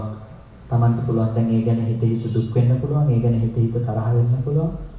ඒකට තමන්ගේම සිතෙන් සිතවිල්ලක් උපද්දලා ඒකත් එක්ක තමන්ම තරහ ඇති කරගන්නවා. මේක හරිය විහිළු වැඩක් අපි කරන. ලෝකයේ යථාර්ථය නොදන්නාකම නිසා අපි හැසිරෙන විහිළු සහගත තැනක් තමයි මේක. අන්න ඒ නිසායි අපි මේ தත්ත්වය පිළිබඳව තේරුම් ගන්නට ඕනේ. ඔබ ඔබේ ජීවිතය තුළ ඔබ සංසිඳෙන්නට අවශ්‍ය නම් ඔබ මේ කියන කාරණා පිළිබඳව ටිකක් නිවිහැන ඉල්ල මෙනෙහි කරලා බලන්න. ටිකක් නිදහස්ව කල්පනා කරලා බලන්න. මම මේකට කියන්නේ මේ චිත්‍රපටයක් බලනවා වගේ කියලා. චිත්‍රපටයක් බලනකොට ඔබ චිත්‍රපටයක් දිහා බලාගෙන ඉන්න කෙනෙක්ව දකිනවා. ඔබට චිත්‍රපටිය පේන්නේ නැහැ. ඔබට චිත්‍රපටිය දකින්න ඇහෙන්නේ නැහැ එතන සද්දයක්වත්. එතකොට හැබැයි බලාගෙන ඉන්න කෙනාව ඔබට පේනවා. ඔබට පේනවා එකපාරම හිටපු ගමන් hina වෙනවා. හිටපු ගමන් ඔහි බලාගෙන ඉන්නවා. හරි හිටපු ගමන් අඬනවා. දැන් මෙහෙම කෙනෙක් දැක්කොත් ඔයගොල්ලන්ට මොනව හිතෙයිද? පිස්සෙක් කියලා කිසිමම දෙයක් නැතුව හිටපු ගමන් hina වෙනවා, අඬනවා, ඔහි බලාගෙන ඉන්නවා. මේක දැක්කම පිස්සෙක් කියලා. ඒ දෙයම තමයි පින්නතුනේ අපිත් කරන්නේ. කාටවත් නොපෙනෙන චිත්‍රපටිය වගේ තමයි ඔබේ සංකල්පනාව කාටවත් පේන්නේ නැහැ නේ. තමන්ගේම හිතේ සංකල්පනාවක් ඇති කරගෙන කියන මට හරි දුකයි දැන්. තමන්ගේම හිතේ සංකල්පයක් ඇති කරගෙන කියන මට හරි සතුටුයි. අපි සමහර වෙලාවල උපේක්ෂා වෙනවා. මේ විදිහට අපි ලෝකයේ අවමනොත් එක්ක ගනුදෙනු කරනවා කටයුතු කරගෙන යනවා. හැබැයි ඔක්කොම ඉන්නේ එකම මට්ටමේ නිසා කිසිම ප්‍රශ්නයක් වෙලා නැහැ. මේක ටිකක් එළියට ආවොත් තමයි හිතෙන්නේ ලෝකෙ මොනතරම් විහිළුවක්ද මේ කරන්නේ කියන එක. ඔබට චිත්‍රපටයක් දකින්නකොට ඔබ බලලා ඇති චිත්‍රපට ටෙලිනාට්‍ය බලලා ඇති දුක හිතෙන අවස්ථාවක ඔබට දුක හිතිලා ඇති දුක දැනෙලා ඇති අඬලත් ඇති. එතකොට ඒ වගේ දුක හිතෙන ජවනිකාවක් යන වෙලාවක ඒ චිත්‍රපටයේ රඟපාපු කෙනත් ඔයගොල්ලොත් එක්ක එකතු වෙලා චිත්‍රපටිය දිහා බලාගෙන හිටියොත් එයාට දුක හිතේද? එයාට දුක හිතෙන්නේ නැහැ. ඇයි? එයා දන්නවා ඒකේ ඇත්ත කතාව මොකක්ද කියලා. එයාට මතක් වෙන්නේ මොනවද? එතන තිබ්බ ඇත්ත කතාව රඟපාපු හැටි. ඒක සකස් කරපු හැටි. එයා දන්නේ මේ දේවල් ටික. ඒ කියන්නේ එයා කරුණු දෙකක් දන්නවා ප්‍රධාන වශයෙන්. මේක රඟපාලා ඉවර වෙච්ච දෙයක් කියලා දන්නවා. ඒ වගේම මේක සකස් කරපු දෙයක් කියලා එයා දන්නවා. ඒ නිසා පෙනීම වෙනස් වෙලා නැහැ. දෙන්නටම එකම පෙනිලා තියෙනවා. එකම දේ දැනගෙන තියෙනවා. හැබැයි දැනගන්නකොට කෙනෙක් දුක් විඳලා තියෙනවා, කෙනෙක් දුක් විඳලා නැහැ. මේකේ විශේෂත්වය උනේ මොකක්ද? විශේෂත්වය තමයි ඒකට කෙනා ප්‍රතිචාර දක්වන්න දැනගෙන හිටපු පැත්ත සහ නොදැනගෙන හිටපු පැත්ත. එක්කෙනෙක් දැනගෙන හිටියා ඒක රඟපාලා ඉවරයි, සකස් කරලා ඉවරයි කියලා දෙකක් යනවා. අපි ඒක මොකක්වත්ම දන්නේ නැතුව ඒක ඇත්ත කරගෙන ජීවත් වෙනවා. එතනදී අපි දකින්න චිත්‍රපටයක් වගේ තමයි බාහිර ලෝකයේ අපි අසුරු කරන්නේ. අද චිත්‍රපටයක් ටෙලිනාට්‍යයක් බලනවා වගේ තැනක ඉඳලා තමයි. එතනක් තියෙන යථාර්ථය රඟපාලා ඉවරයි, සකස් කරලා ඉවරයි කියන එක. රඟපාලා ඉවරයි කිව්වේ මොකටද? රඟපාලා ඉවරයි කියලා කිව්වේ ඔබට ඇහැට දකින්න පුළුවන් මේ සිද්ධිය බොහොම සියුම් සිද්ධියක්. ඔබ බොහොම කල්පනාවෙන් අහන්න ඕනේ. ඇහැට පේන්නේ ඇහැට දකින්න පුළුවන් වෙන්නේ මොකද්ද? වර්ණ සටහන පාට ටිකක් විතරයි.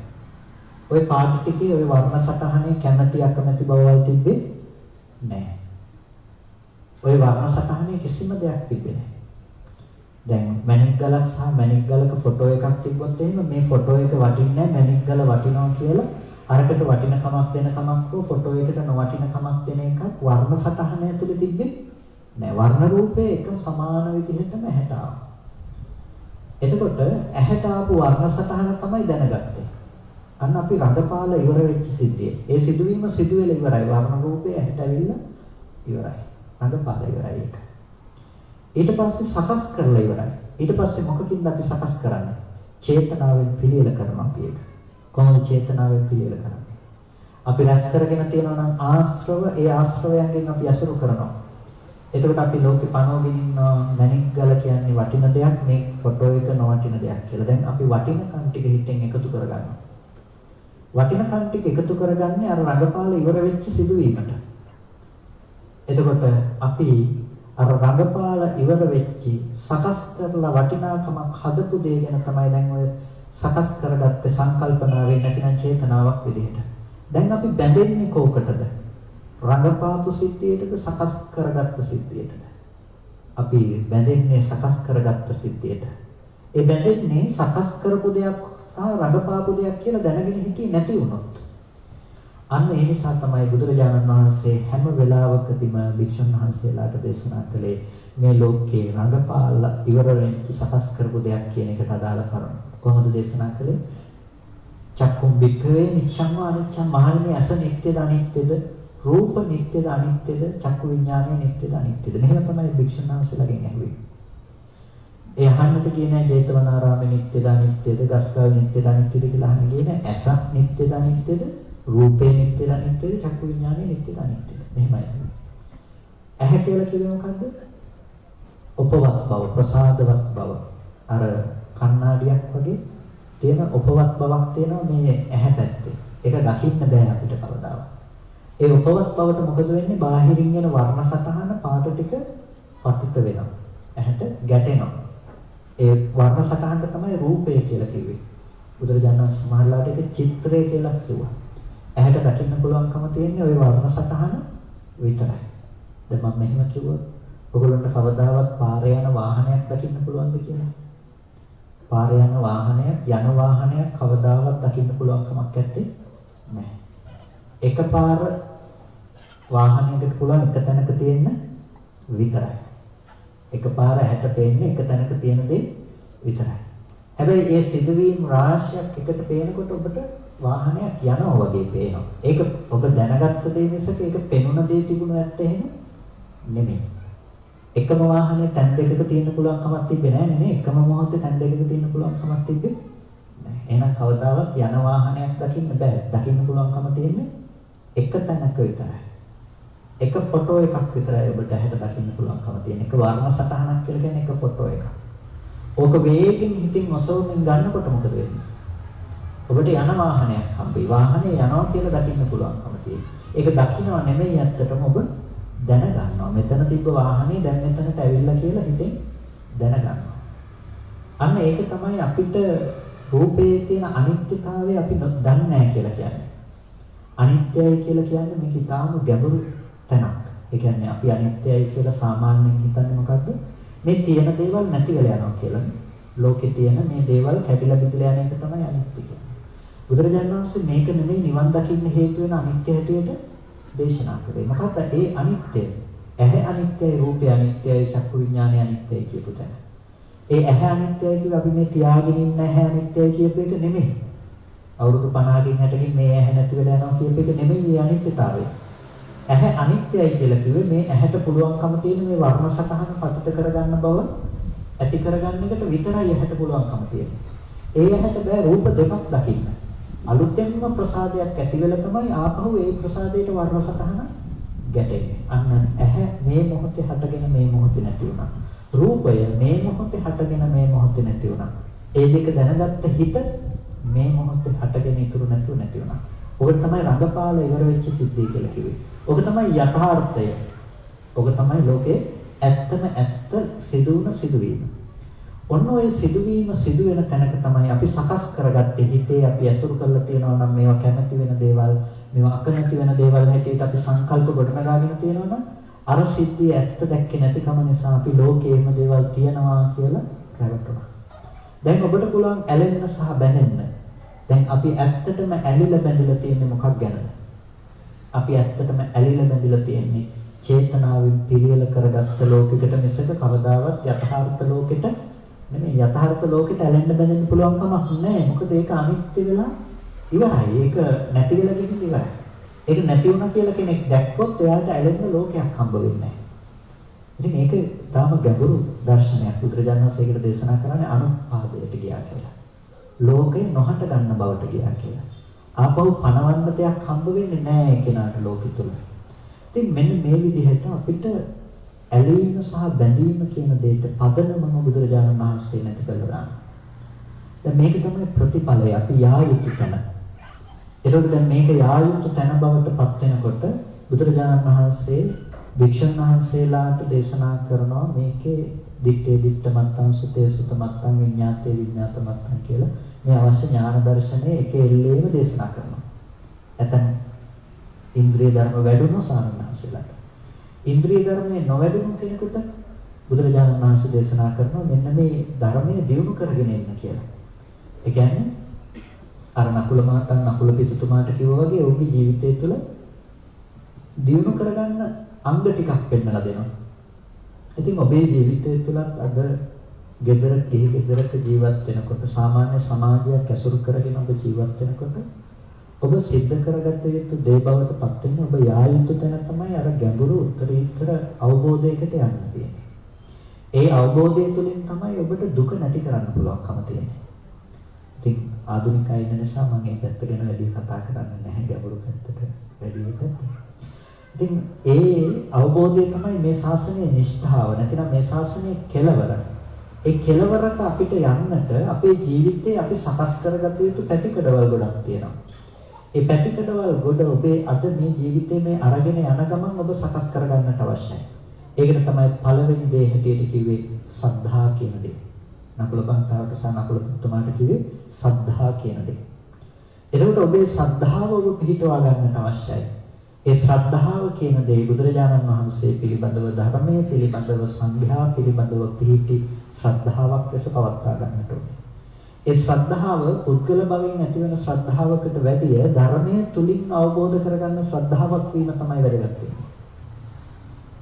පුද්ගල භවෙන් තොරව ධර්මයේ තුලින් අවබෝධ කරගන්න ශ්‍රද්ධාවක් වීම තුළ තමයි ඒක පිහිටා සිටින දෙයක් බවට පත් වෙන්නේ. ඔබට ධර්මකාරණාවක් බණක් අහනකොට තේරෙනකොට ඔබ ටිකක් ඒකේ බුද්ධානුස්සතිය පැත්තට ඔබේ මනස වඩන්න පුරුදු වෙන්න. එක් කොහොමද බණක් අහගෙන ඉන්නකොට ඔබට ගැඹුරු දහම් කරුණක් හෝ ඔබේ හිතට ඒ සැනසීම ලැබෙනකොට ඔබ ටිකක් හිතලා බලන්නකො මේ දේ ස්වයංභූ ඥාණයෙන් අවබෝධ කරගත්ත බුදුරජාණන් වහන්සේගේ ප්‍රඥාව බුදුරජාණන් වහන්සේගේ තිබුණු ඒ නිවීම මොනතරම්ද කියලා. එතකොට ඔබේ හිතට ඇති වේ ශ්‍රද්ධාවක් අනන්ත අපරිමාණ ශ්‍රද්ධාවක්. ඒ ශ්‍රද්ධාව බල සම්පන්නයි. අපිට නිකම්ම ඇති වෙන දෙයකට වැඩිය ඒක බල සම්පන්නයි. මොකද අපි ඒක අවබෝධය තුලින් අපි ප්‍රත්‍යක්ෂ කරගන්න දෙයක්. ඒකයි ඒ ශ්‍රද්ධාව බලවත් වෙන්නේ. අන්න ඒ විදිහට ඔබ ධර්මයේ තුලින් බුදුරජාණන් වහන්සේ ගැන ගුණ දැන පැහැදෙන්න. ධර්මයේ පිළිබඳව ගුණ දැන පැහැදෙන්න. ශ්‍රාවක සංඝයා පිළිබඳව ඒ විදිහට ගුණ දැන පැහැදෙන්න. ශ්‍රාවක සංඝයා කියනකොට භික්ෂු සංඝයා කිව්වහම මේ ඉන්න ස්වාමීන් වහන්සේලා කියන තැනට එහා ගිහිල්ලා ඔබේ සිත තුළ ඇති වෙන්නට ඕනේ අනන්ත අප්‍රමාණ ගුණ ස්පින්දයක්, ගුණ කඳක්, ඥාන දර්ශනයෙන් හෙබි පිරිසක්, නුවණින් සම්පූර්ණ පිරිසක්, නුවණ දියුණු කරන පිරිසක් ඔබේ හිතට අරමුණු වෙන්නට ඕනේ. එතකොට ඔබ වඩන ඔබේ නිවීම තුළින් ඒ හිත් ගැන අවබෝධ කරගන්නට ඔබට පුළුවන් විදිහට ඒ සංග ගුණයන්ට හිත තියන්නට ඔබ උත්සාහවත් වෙන්නට ඕනේ. අන්න එතකොට තමයි ඔබේ හිතට ඒක දැනෙන්නේ. එහෙම නැතිනම් ඔබේ ජීවිතෙන් පරිබාහිරව මෙහෙම ලූ කියලා හිතුවා කියලා ඒව එච්චරම දැනෙන්නේ නැහැ. ඒ හිතට පිහිටා සිටින්නේ නැහැ. ඒ නිසා අර ධර්මයේ තුලින් මේ ගුණ හඳුනා ගන්නට උත්සාහවත් වෙනකොට ඔබේ හිතේ ශ්‍රද්ධාව කියන දේ දියුණු වෙනවා. ශ්‍රද්ධාව දියුණු වෙනකොට ඔබට පුළුවන්කම තියෙනවා මොකක් කරන්නද? සම ශික්ෂාව නැතිනම් සම සීලයක් ඇති කරගන්න පුළුවන්කම තියෙනවා. සම සීලයක් කියලා කියන්නේ මොකක්ද? අපිට සීලය හැටියට තියෙනවා පංච සීලයක්. ගිහියත් තමයි නිත්‍ය සීලය, පංච සීලය. ඉතින් ඔබ මොනම හේතුවක් නිසාවත් පංච සීලය කඩන්න නැතුව පංච සීලය රැකගන්න උත්සාහවත් වෙන්න. හරිම අමාරුයි ඔබට බොරුවක් කියවෙන්නේ නැති වෙන්න ඉන්නද සමාජය. නමුත් ඔබ මොන දේ වුණත් ඒක නොකර ඉන්නවා කියන මහා අදිෂ්ඨානයක් ඇති කරගෙන ඒකට ඔබේ ජීවිතය උත්සාහවත් වෙන්න. ඔබේ පදනම බවට පත් කරගන්න පංචශීලය මම මෙතනින් පල්ලෙහාට නම් වැටෙන්නේ නැහැ කියන තැනක ඔබ පිහිටා සිටින්න. ඒකෙන් කැඩුනොත්, ඒකෙන් එකක් හරි බිඳුනොත් වහාම නැවත ප්‍රතිකර්ම සපයාගෙන ආයතන සංවරේ පිහිටන්න. තමන්ගේ ජීවිතයේ හේතුවෙන් මම පංචශීලය කඩන්නේ නැහැ කියන තැනක ඉඳලා ඔබේ ජීවිතේ පංචශීල ප්‍රතිපදාව තුළ හික්මව ගන්න ඔබ උත්සාහවත් වෙන්න. ඒක තමයි වටිනාම දේ. බෞද්ධයෙක් හැටියට ඔබ නිරන්තරයෙන්ම පුරුදු වෙන්නට ඕනේ පංචශීල පද පහ රකින්න. පංචශීල පද පහ රකින්නකොට හිතන්න එපා ඒක ලේසි දෙයක් කියලා. ආනිසංස පැත්ත ගත්තොත් අපිට වෙනම කතා කරන්න පුළුවන්. නමුත් පංචශීල පද පහ බුද්ධිමත්ව රකින්නවා කියන එක එච්චර ලේසි වැඩක් එහෙම නෙමෙයි. ඔබ සමාදන් වෙලා අනේ අපි අතින් වැරදි කරන්නේ නැහැ නේ කියලා සීල් සමාදන් වෙලා නිදාගත්තාම රැකෙන සීලයක් නෙමෙයි ওই පංචශීල පද පහ කියලා කියන්නේ. ඔබ රකින්න තියෙන දෙයක්. පැල රකින්නවා කියලා පැලට නැගලා නිදාගත්ත කියලා රැකෙන්නේ නැහැ නේ. පැල නෙමෙයි රකින්න තියෙන්නේ අපිට. ඒ වගේ ඔබ සීල් රකින්නවා කියුවට ඔබට රකින්න තියෙන ওই සීල් පද පහම නෙමෙයි. පැල රකින්නවා කියලා පැල විතරක් නෙමෙයි රකින්න තිබෙ. පැලට නැගලා නිදාගත්තට හරියන්නේ නැහැ. ඒ වගේ ඔබ සීල් සමාදන් වෙලා මොකුත් නොකර හිටියා කියලා සීලය රැකෙන්නේ නැහැ. ඔබ විසින් කළ යුතු දෙයක් තියෙනවා. මොනවද කළ යුතු දේ? ඔබට ඔබේ හිත පිළිබඳව හොඳ ආවර්ජනාවක් තියෙන්නට ඕනේ. ඔය අකුසල් ටික ක්‍රියාත්මක වෙන්නේ මොන වගේද? ලෝභ, ද්වේෂ, මෝහ කියන අකුසලයන්ගෙන්. දැන් ඔබ සතෙක් මරනවා කියන තැනට යන්නේ මොකක් නිසාද? ද්වේෂය නිසා. හිතේ තියෙන ගැටීම, තරහව, පටිඝය නිසා තමයි සතෙක් මැරෙන්නේ. එතකොට මදුරුවෙක් කනකොට හැමදාම මේ ශාසනයේ මදුරුව ගැන බොහොම අමාරුවෙන් ඉවසගෙන ගහන්න තු ඉන්නවා කියන තැන නෙමෙයි මේ ශාසනය සිල් රකින්නවා කියලා කියන තැන. යම් සංයෝජනයක් නිසා නම් ප්‍රාණඝාතය සිද්ධ වෙන්නේ මේ ශාසනයේ සිල් රකින්න කෙනා උත්සාහවත් වෙන්නේ මොකක් කරන්නද? අර සංයෝජනය දුරු කරන්න. ඒ කියන්නේ හිතේ තියෙන යම් වැරදි ගතියක් නිසා නම් අර අකුසලයේ සමගින් සිද්ධ වෙන්නේ මෙයා උත්සාහවත් වෙන්නේ අකුසලේ නොකර ඉන්න නෙමෙයි, සතා නොමර ඉන්න නෙමෙයි උත්සාහවත් වෙන්නේ. එයා උත්සාහවත් වෙන්නේ සතා මරන්න හේතු වෙන මූලික හේතුව නැති කරලා දාන්න. එතකොට තරහව නිසා නම් සතෙක් මරන්න හේතු වෙන්නේ එයා උත්සාහවත් වෙන්නේ මොකක් කරන්නද? තරහ සිත නූපදින තත්වයට පත් කරන්න. පටිඝය නූපදින තත්වයට පත් කරන්න තමයි එයා උත්සාහවත් වෙන්නේ. එතකොට ඔබට සිද්ධ වෙනවා හිත තරහ මට්ටමකට යන්නේ නැති වෙන්න ඔබේ හිත රැකගන්න. ඔබේ හිතේ ද්වේෂයක් ඇති වෙගෙන එනකොට මේකට හඳුනාගෙන ඒකට ප්‍රතිකර්ම සපයන්න ඔබට සිද්ධ වෙනවා.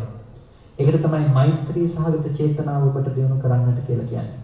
හිතට තරහක් ඇති වෙනකොටම ඇති වෙන්නේ හිතනකොටම කල්ැතුව හඳුනාගෙන ඔබ මෛත්‍රිය දියුණු කරන්න පුළුවන්කම තියෙන ඕනේ. ඔබට මහා නරකක් කරන व्यसනයක් කරන කෙනෙක් වෙන්න පුළුවන්. ඔබට කොච්චර සාධාරණීකරණය කරන්න හේතු ඉදිරිපත් වෙන්නත් පුළුවන්.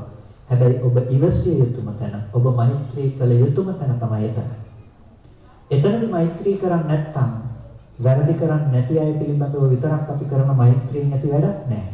අපිට වැරදි කරන අය ගැනත් අපිට පුළුවන්කම තියෙන්නට ඕනේ මෛත්‍රිය පතුරවන්නට. ඒ වගේම තමයි අපිට හිතේ තියෙන ලෝභය මූලික කරගෙන නම් අපේ අකුසල් සිද්ධ වෙන්නේ. දැන් ඒක නා ලෝභය නැති කරන්න නෙමෙයි අපි නුදුන් දෙයක් ගන්නෙ, කාමයේ වර්ධවා හැසිරෙන්නේ. මේ දේවල් අපි කරන්නේ මොකක් නිසාද? හිතේ තියෙන ලෝභය නිසා. දැන් සිල් රකින්නවා කිව්වා කියලා අනේ අපි ඔය වැරදි කරන්නේ නැහනේ. ඔක තිබුණත් එකයි නැතත් එකයි කියලා ඔක සමාදන් වෙලා ඔහෙ තිබ්බට එයාට කියන්නේ සිල් රකින්න කෙනෙක් කියලා. එයාට රකින්න දෙයක් තියෙනවා. මොකෙන්ද එයා රකින්න ඕනේ? හිත ලෝභයෙන් එයා රැක ගන්නට ඕනේ. ඒ කියන්නේ එයා අර අකුසලයේ සිද්ධ වෙන්න හේතුව තියාගෙන නම් ඉන්නේ ඕන වෙලාවක ඒක ඉස්මතු වෙන්න පුළුවන්. එයා දුර්වල වෙච්ච වෙලාවක අර අකුසලයේ ඉස්මතු වෙලා බලවත් වෙන්න පුළුවන්කම තියෙනවා. ඒ නිසා ඔබ ප්‍රතිකර්ම හොයන්නට ඕනේ. කාමයේ වර්ධවා නොහැසිරී ඉන්න හෝ අනුන් සතු දෙ නොගෙන ඉඳීම හෝ ඒ බඳු දෙයකට නෙමෙයි ඔබ ප්‍රතිකර්ම හොයන්න ඕනේ. ප්‍රතිකර්ම හොයන්න ඕනේ. හිතට ඇති වෙන ලෝභ සිතුවිලි, හිතට ඇති වෙන රාග සහිත සිතුවිලි නතර කරගන්නේ කොහොමද කියලා. ගෘහ ජීවිතයක් ගත කරන කෙනෙක් නම් තමන්ගේ තමන්ගේ ස්වාමියා හෝ බිරිඳ අතික්‍රමණය කරමින් තමන්ට සිතුවිලි ඇති වෙන්න පටන් ගන්නවා නම් ඔබේ හිත එබඳු වූ ආරම්මන රූප දකින්න කැමැත්ත උපදිනවා නම් ඒ මට්ටමින්ම ඔබ මේක නතර කරගත්තේ නැති වුණොත් ඕනම මොහොතක ඔබ වරදක් නොකර හිටියොත් ඒ වරදට ඔබ වැටෙන්න පුළුවන්කම ඔබ තුල තියෙනවා. ඒ නිසා සිල් රකින්නවා කියලා කියන්නේ සිල්පදේ නොකඩ ඉන්නවා කියන තැනට විතරක් නෙමෙයි. ඔබ සිල් රකින්නවා කියලා කියන්නේ ඔබට සිද්ධ වෙන ඔබේ හිත රැක ගන්න. යම් සංයෝජනයක් නිසා නම් යම් බැඳුමක් නිසා නම් ඔබ ඒ අකුසලයේ කරන්නේ ඒ බැඳුම නැති කරන තැනට තමයි ඔබ උත්සාහවත් වෙන්න වෙන්නේ. එතකොට ඔබට ඔබේ ජීවිතේ පේනවා මදයට ප්‍රමාදයට හේතු වෙන දේවල් අද ඕන තරම් සමාජයේ තියෙනවා. එතකොට ඒ දේවල් කරන්නේ ඇයි? ඒ දේවල් කරන්නේ ලෝභය, එහෙමත් නැතිනම් මෝහය කියන මේ දේවල් බලවත් වීම නිසා. එතකොට ඔබ ප්‍රතිකර්ම කරන්න ඕනේ මේ දේවල් නොකර ඉන්න තැනට විතරක්ම නෙමෙයි. ඔබ උත්සාහවත් වෙන්න ඕනේ ඒ බඳු දේවල් කරන්න හේතු වෙන මෝඩ සහගත මනෝභාවය ඔබෙන් ඉවත් වෙන තැනට ප්‍රඥා සම්පන්න නුවණක් උපදින තැනට ඔබ නිතරම ඔබේ මනස භාවිත කරන්නට ඕන. දැන් පේනවාද අපිට සමසීලයක් ඇති කරගන්න යනකොට ඔබේ ජීවිතේ ඔබට කරන්න දෙයක් ලැබිලා තියෙනවා. ඒ නිසා ඔබ පන්සිල් පද පහ රකින්න කියන්නේ හාමුදුරු පන්සිල් දුන්නා ඔබ අරගෙන සමාදන් වෙලා නිකන් ගෙදර ගියා කියන එක නෙමෙයි. ඔබ දවසකට අඩුම තරමේ දවසකට සැරයක්වත් කල්පනා කරලා බලන්න. මගේ අතින් මගේ හිතේ අද කොච්චර මේ අකුසල් කරන්න ඉඩකඩ හැදුනද? මම කොහොමද මේ දේවල් අඩු කරගන්නේ? දවසින් දවස ඔබට පුළුවන් නම් එක මට්ටමක් හරි අඩු කරගන්න. ඒක ලොකු දෙයක්. ඒ නිසා ඔබ ජයග්‍රාහකයෙක් වන්නට ඕන නම් ඔබ නැවත නැවත චිත්ත භාවනාවක යෙදෙන්න. හිතගෙන නැවත නැවත සම්මර්ෂණය කරන්න. ඒ විදිහට තමයි සිල් රකින්න තියෙන්නේ. එහෙම නැත්නම් ඒකට සිල් රකින්නවා කියලා කියන්නේ නෑ. නිකම්ම සමාදන් වෙලා හිටිය කියලා එක වෘතයක් විතරයි. එතනින් එහාට දෙයක් එතන තිබිලා නෑ. පැවැත්මක් විතරයි ඒක. ඒක දියුණුවක් නෑ. ඒ නිසා ඔබ සීලය සමාදන් වෙලා සීලය රකින්න. ඒකයි සමාදාය සික්ඛති සික්ඛාපදේශ. ශික්ෂාපදයන් සමාදන් වෙනවා ඔබ ශික්ෂණය වෙන්න වෙනවා. ඔබට හික්මෙන්න වෙනවා. ඒ හික්මෙන්න වෙන්නේ ඔබේ හිත සංවර කරගෙන. අන්න ඒකට කියනවා ඔබ සීලයෙන් සමානව හැසිරෙනවා කියලා. එතකොට ඔබ ඒ විදිහට කරනවා වගේම ඔබත් එක්ක එකට ඉන්න අයටත් ඔබට පුළුවන් නම් ඒ දේ පුරුදු කරන්න. ඒ අයටත් තමන්ගේ හිතගෙන බලන්න. අඩුම තරමේ ඔබේ පෞල් සංස්ථාව තුළ ඔබේ යාළු මිත්‍රකම තුළ ඔබට පුළුවන් නම් කතා කරලා අද දවසේදී අපි අපේ හිතගෙන බලලා තියනවාද කියලා දවසට වෙලාවක් තමන්ගේ හිතගෙන භාවනාවක් කරන්න. අන්න ඒක ඊටාම වටිනවා. තමන්ට ඒ චිත්ත භාවනාවට කාලයක් වෙන් කරගන්නවා නම් තමන්ගේ ජීවිතේ ඒක හරි වටිනවා. ඒකට තමයි අපි සම සීලය ඇති කරගන්නවා කියලා කියන්නේ. ඒ වගේම අපිට පුළුවන්කම තියෙන සමඡාගය අතහැරීම කියන දේ කරන්නට. ඡාග කියනකොට අපි ඡාග කියන මාතෘකාව බොහොම බරපතල ලොකු මාතෘකාවක්. අපි ඡාග කියන එකෙන් අපි හඳුනාගන්නේ සාමාන්‍යයෙන් අපි දන් දෙනවා කියන තැනට අතහැරීම කියන තැනට විතරයි. නමුත් මේ ඡාග කියන වචනය ඡාගෝ පටිනිස්සග්ගෝ මුක්ති අනාලයෝ කියලා මේ නිර්වාණය හැඳින්වීම සඳහා මේ නිර්වාණයට හේතුපාදක වෙන ධර්ම පිළිබඳවත් අපිට හඳුන්වන්න පුළුවන්කම තියෙනවා ඡාග කියන වචනය ඇතුලේ. ඒ කියන්නේ ත්‍යාග කරනවා කියලා කියනවා. ඒ කියන්නේ ඉවත් කරලා දානවා කියලා. කෙලෙසුන් ඉවත් කර ගැනීමට කියනවා ඡාග කියලා. දන් දෙනවා කියන එක කරන්නේ ලෝභය කියන දේ ඉවත් කරගෙන. ඒ කියන්නේ තියෙන බැඳීම ඉවත් කරගෙන. ඒ නිසා තමයි ඒක ඡාගයෙන් බවට පත් වෙන්නේ. ඒ නිසා අර ඔබට ලෝකය පිළිබඳව ඕනමට වැඩි යන බැඳීම්, ඕනමට වැඩි යන ඇලීම් තියෙනවා නම් අන්න ඒ බඳු දේවල් පස්සේ පන්නගෙන යන්නේ නැතුව ලෞකික ලෝකයේ පස්සේ නිකන් අර ඒ කියන්නේ ලෝකයේ වාණිජකරණය වීමත් එක්ක අපිට ලෝකේ අවශ්‍යතාව වැඩි කරලා දෙනවා. අන්න ඒ බඳු දේවල් වලට ඔබ රැවටෙන්නේ නැතුව ඒ බඳු දේවල් පස්සේ යන්නේ නැතුව ඔබට පුළුවන්කම තියෙනවනේ ඔබේ හිතේ ඡාගය කියන ගතිය දිනු කරලා තියාගන්න. ඒ නිසා ඔබට එක පාඩමක් කියන්න. ගොඩක් වෙලාවට අපි පුද්ගලිකව මගේ ජීවිතේට හිතන දෙයක්.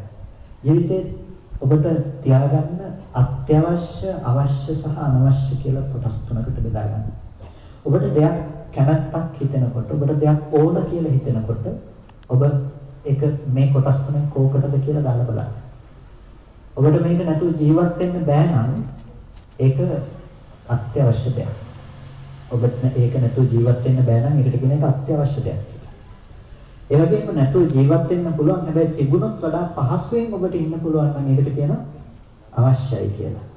හැබැයි ඒක නැතුව කිසිම ගැටලුවක් වෙන්නේ නැති වෙනකොට ඔබට සමාජ ජීවත් වීමට ඒක බාධාවක් නොවෙනවා නම් ඒකට කියන අනවශ්‍යයි කියලා. අනවශ්‍ය දේවල් වලින් පුළුවන් තරම් අයින් වෙන්න. අනවශ්‍ය අවශ්‍යතාව පුළුවන් තරම් ජීවිතෙන් ඉවත් කරලා දාගන්න. අවශ්‍යතාවයන් අවශ්‍ය දේවල් උපරිම සීමා සහිත කරගන්න. හැම අවශ්‍යතාවයක්ම ගන්න එපා ජීවිතේට. උපරිම අවශ්‍යතාවය කියන දේ ජීවිතෙන් අයින් කරලා දාගන්න. අත්‍යවශ්‍ය දෙයට විතරක් මූලිකත්වය දෙන්න. ඔබට නිවැරදි බෞද්ධ ජීවිතයක් ගොඩනගා ගන්න පුළුවන්. සතුටින් යුක්ත පෞල් සංස්ථාවක් ගොඩනගා ගන්න පුළුවන්. සතුටින් යුක්ත ජීවිතයක් ඔබට ගොඩනගා ගන්න පුළුවන්. මම මුලින්ම කියවනේ අනුරාධපුර පොළොන්නරු යුගයේ තත්ත්වය ගැන. එදා සමාජයේ තිබුණේ අන්නේ සතුට. එදා සමාජයේ තිබුණේ අන්නේ නිවීම. ඔවුන් ජීවත් වෙන්න අවශ්‍ය ආහාර පාන වලින් සුභික්ෂ වුණා. ඔවුන් ඇඳුම් පැළඳුම් වලින් සුභික්ෂයි. ඒ වගේම ඔවුන් බේත් හේත් වගේ දේවල් වලින් සුභික්ෂයි. ඔවුන්ට ඉන්න තැනක් අවශ්‍ය වුණා.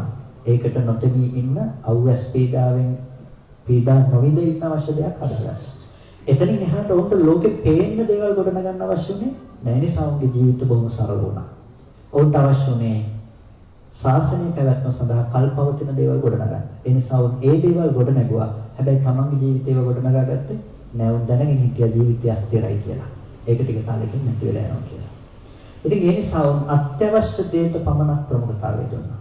ඔබ ජීවිතයේ අත්‍යවශ්‍යතාවයට ප්‍රමුඛතාවය දීලා අවශ්‍ය දේ කළමනාකරණයේ සීමා සහිත කරගෙන ලං කරගන්න කෙනෙක් බවට පත් වෙන්න අනවශ්‍ය දේවල් අයින් කරගන්න. ඔබේ ජීවිතේ ගොඩාක් සරල වෙන්න පුළුවන්. ගොඩාක් ඔබේ ජීවිතේට එන දේවල් ගොඩක් පැත්තකට දාන්න ඔබට පුළුවන්. ඔබ ජීවිතේට දෙයක් ලං කරගන්නකොට මේ තුන් තැනින් කොතනකට ගැලපෙන්නේ කියලා හොඳට බලන්න. එතකොට ඔබට ඡාගය තවත් දියුණු කරන්න එක උපස්තම්භක වෙයි. ඒක කරන්න පුළුවන්කම තියෙනවා. ඉතින් ඔබ අසුරු කරන පිරිසටත් ඔබ ඡාගය පුරුදු කරන්න. ඒක තමයි සමඡාග කියලා කිව්වේ. ඒ වගේම තමයි සමපඤ්ඤා කියලා කිව්වේ. අපි ප්‍රඥාව පැත්ත වැඩි ආවරණය කරන්න ගියේ නැහැ. මොකද දර්ශනීය පැත්ත කතා කරන්න ගියොත් ඒකම මූලික කරගෙන අපිට පැයක් දෙකක් වෙනම කතා කරන්න ඕනේ.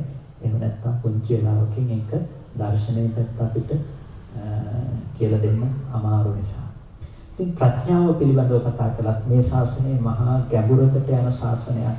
සාමාන්‍ය සරල තැනකින් විතරක් රැඳිලා තියෙන දෙයක් නෙමෙයි. ඒ ගැඹුරු තැනට ඔබ අරගෙන යන්න අවශ්‍ය ප්‍රඥාව ටිකෙන් ටික ඔබ තුල ඔබ භාවිතයට ගන්න. ඒක තමයි ඔබ කළ යුතු උත්තරීතර ප්‍රඥාව බවට පත් වෙන්නේ. ඉතින් Taman එක්ක ඉන්න අයත් එක්ක ඔබට ධර්ම සාකච්ඡාවක් කරන්න බෑ නම් මේක වැඩක් නැහැ.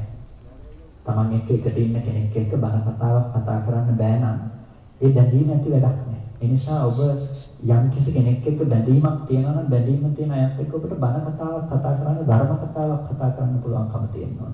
සීල කතාවක් කතා කරන්න පුළුවන්කම තියෙනවා. කුසල වටපිටාව ගැන කතා කරන්න පුළුවන්කම තියෙනවා. තමන්ගේ අඩුපාඩු සාකච්ඡාවෙන් සකස් කරගන්න පුළුවන්කම තියෙනවා.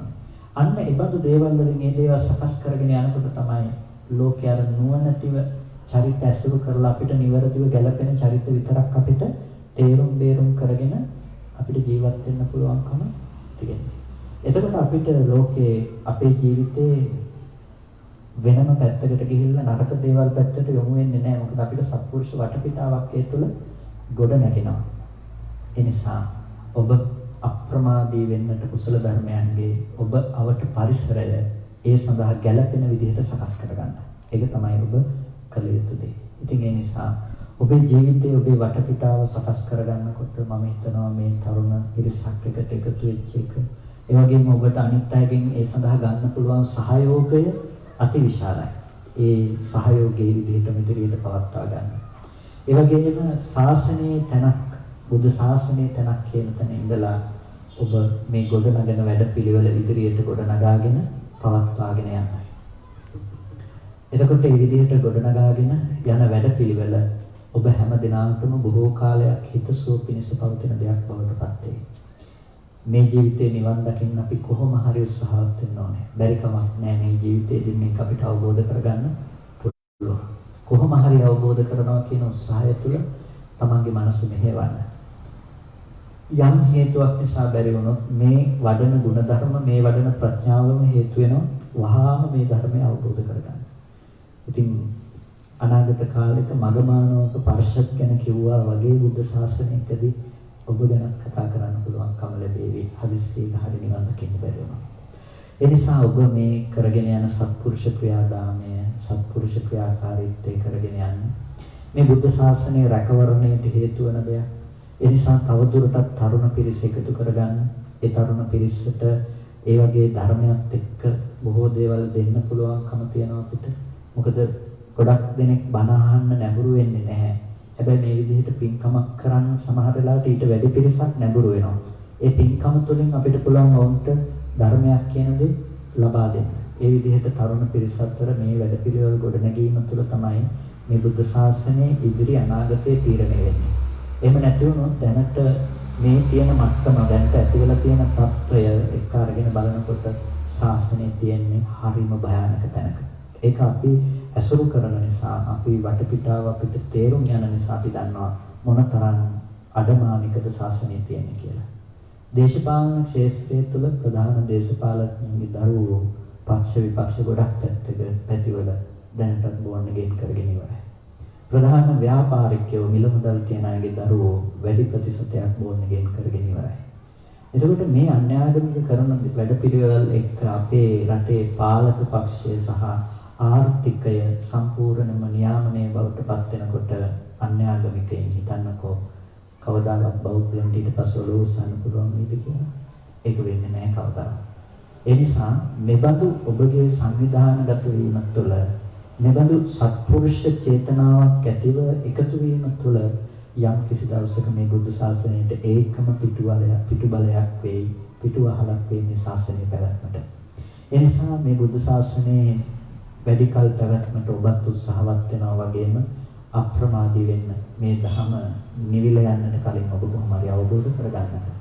ඒ වගේම මේ කල්යාණ මිත්‍ර වැටේ අන්තිම පුරුක ඔබ නොවි මේක තවත් ඉදිරියට පැවැත්වීම වෙනුවෙන් කල යුතු වැඩපිළිවෙලක් ගොඩනගන්නට ඔබට එකතු වන්නට කියලා කාටත් කල්යාණ මිත්‍ර භාවයෙන් සිහිපත් කරනවා. හොඳයි, අද දවසේදී හැම දිනම ඉතාම ශ්‍රද්ධාවෙන් මේ මහා කුසල ධර්මයක් සිද්ධ කරගත්තේ පටු සංකල්ප වලට රැවටෙන්නේ නැතුව අර්ථාන්විතව තමන්ගේ ජීවිතය ගොඩනගා ගනිමින් අද දවස තුල ඔබ හැමදෙනාම මහා පූර්ව ලස්සන පින්කමක් සිදු කරගන්නට යෙදුණා. ඒ සෑරදුන් වහන්සේ මොන පිරියම් කරලා මලු මංපෙත් ටික සකස් කරලා මේ කරේ මහා උත්තරීතර කුසලයක්.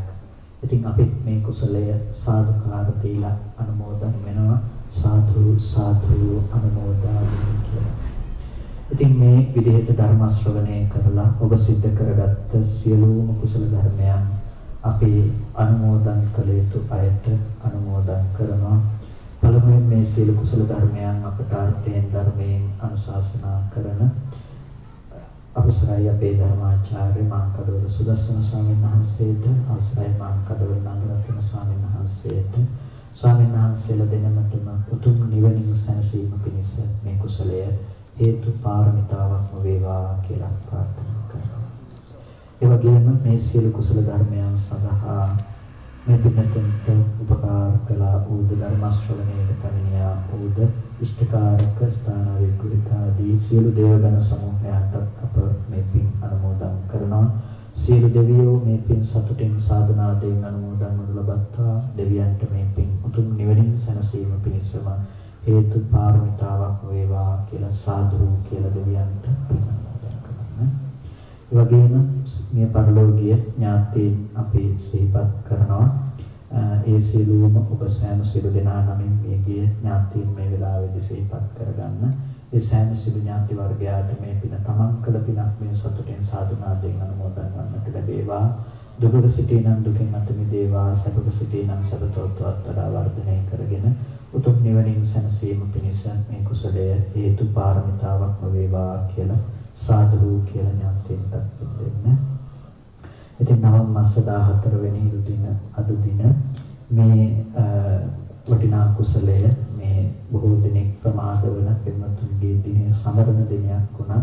අද පින් කැමති මේ සසුන්කිත අස්වර්ධන තරුණ පිරිස එකතු වෙලා මේ වටිනා කුසලය සිද්ධ කරන්නේ.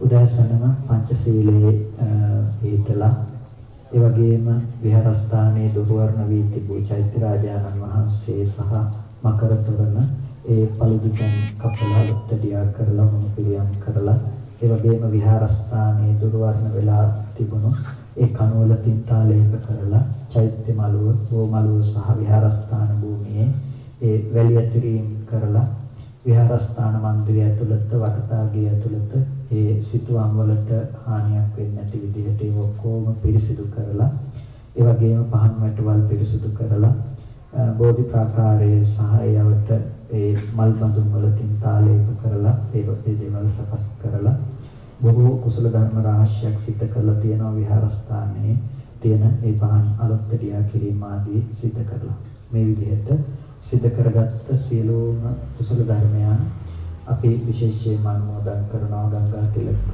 පුරාණ විහාරයේ නායක ස්වාමීන් වහන්සේ අවසරයි වජිරනායක ස්වාමීන් වහන්සේට අපි අනුමෝදන් කරනවා ගෞරවනීය ස්වාමීන් වහන්සේට මේ පින් උතුම් නිවනින් සැනසීම පිණිසම හේතු පාරමිතාවක් වේවා කියලා සාදු කියලා මේ පින් අනුමෝදන් කරමු. ඒ වගේම මේ සියලුම කුසල ධර්මයන් අද මේ කටයුත්ත සංවිධානය කිරීම සඳහා මේ පින්නතුන්ට සහයෝගය ලබා දුන්නු ජනාධිපති පුද්ගලික ලේකම් සුගීශ්වර බණ්ඩාර මැතිතුමන් ඇතුළු ඒ පින්නත් පිරිසට ඒ වගේම කොටිකාවත්තු ප්‍රාදේශීය සභාවේ සභාපතිතුමන් ඇතුළු ඒ පින්නත් පිරිසට ඒ වගේම අප්‍රතිහත ධෛර්යයෙන් මනා කැපවීමෙන් කටයුතු කරපු සසුන් කෙත අස්වද්දමු ඒ මිතුරු කැලට අපි විශේෂයෙන්ම පුණ්‍යානුමෝදනා කරනවා මේ සහ සම්බන්ධ වුණ දැක බලා සතුටු වන සියලුම දෙනාට ඒ වගේම සසුන් කෙත අස්වද්දමු මේ සංවිධානයේ නිර්මාතෘවල ඒ පින්වත් ඉසුරු මහත්මයාට අපි පුණ්‍යානුමෝදනා කරනවා හැම දිනකටම මේ උතුම් කුසල ධර්මයන් ගෞරවකටු බයන් කර දුක් සහිත සසරින් ඈතරව ලබන අමා මහ නිවනින් සැනසීම පිණිසත් මෙලොව වශයෙන් කායික මානසික සැනසෙල්ල උදා කරගෙන නිදුක් නිරෝගී සුවපත් බව චිරජීවනයේ සලසා ගැනීම පිණිසත් හේතු උපනිශ්‍රේම වේවා කියලා ආශිර්වාද කරනවා. අභිවාදන සීලිස නිච්ඡං අත්තාපචායිනෝ චත්තාරෝ ධම්මා වඩ්ඩන්ති ආයුන්නෝ සුඛං බලං ආයුරාෝග්‍ය සම්පatti සග්ග සම්පatti මේවච අතෝ නිබ්බාන සම්පatti ඉමිනාතේ සමිජ්ජතු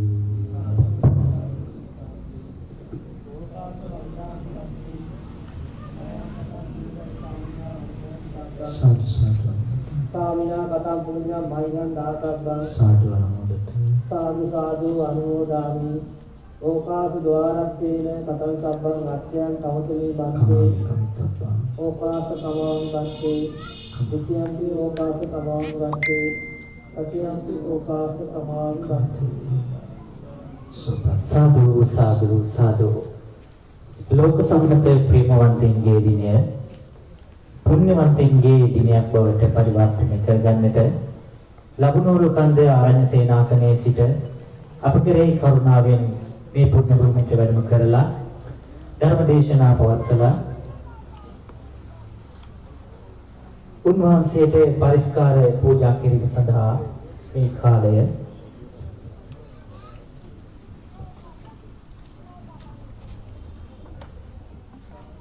සාදු සාදු සාදු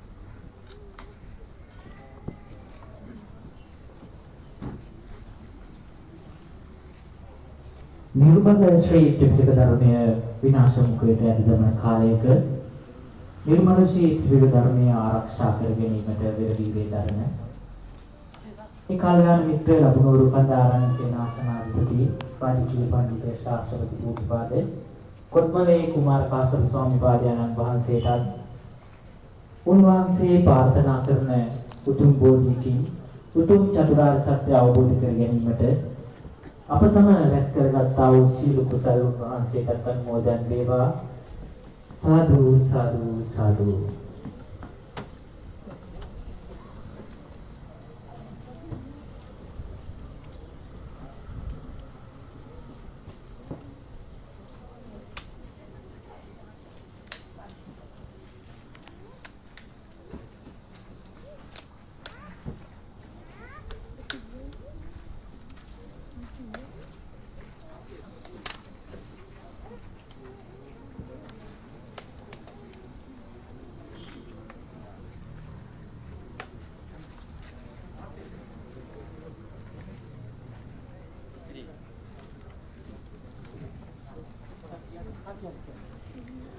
සසුන්කිත අසද්දමු කල්යාණ මිත්‍ර සංසදී නිර්මාතු ඉසුරු එරන්ද ජයතිලක කල්යාණ මිත්‍රයාණෙනි, ගෞරවනීය ස්වාමීන් වහන්සේටත් පැමිණ සිටින පිරිසටත්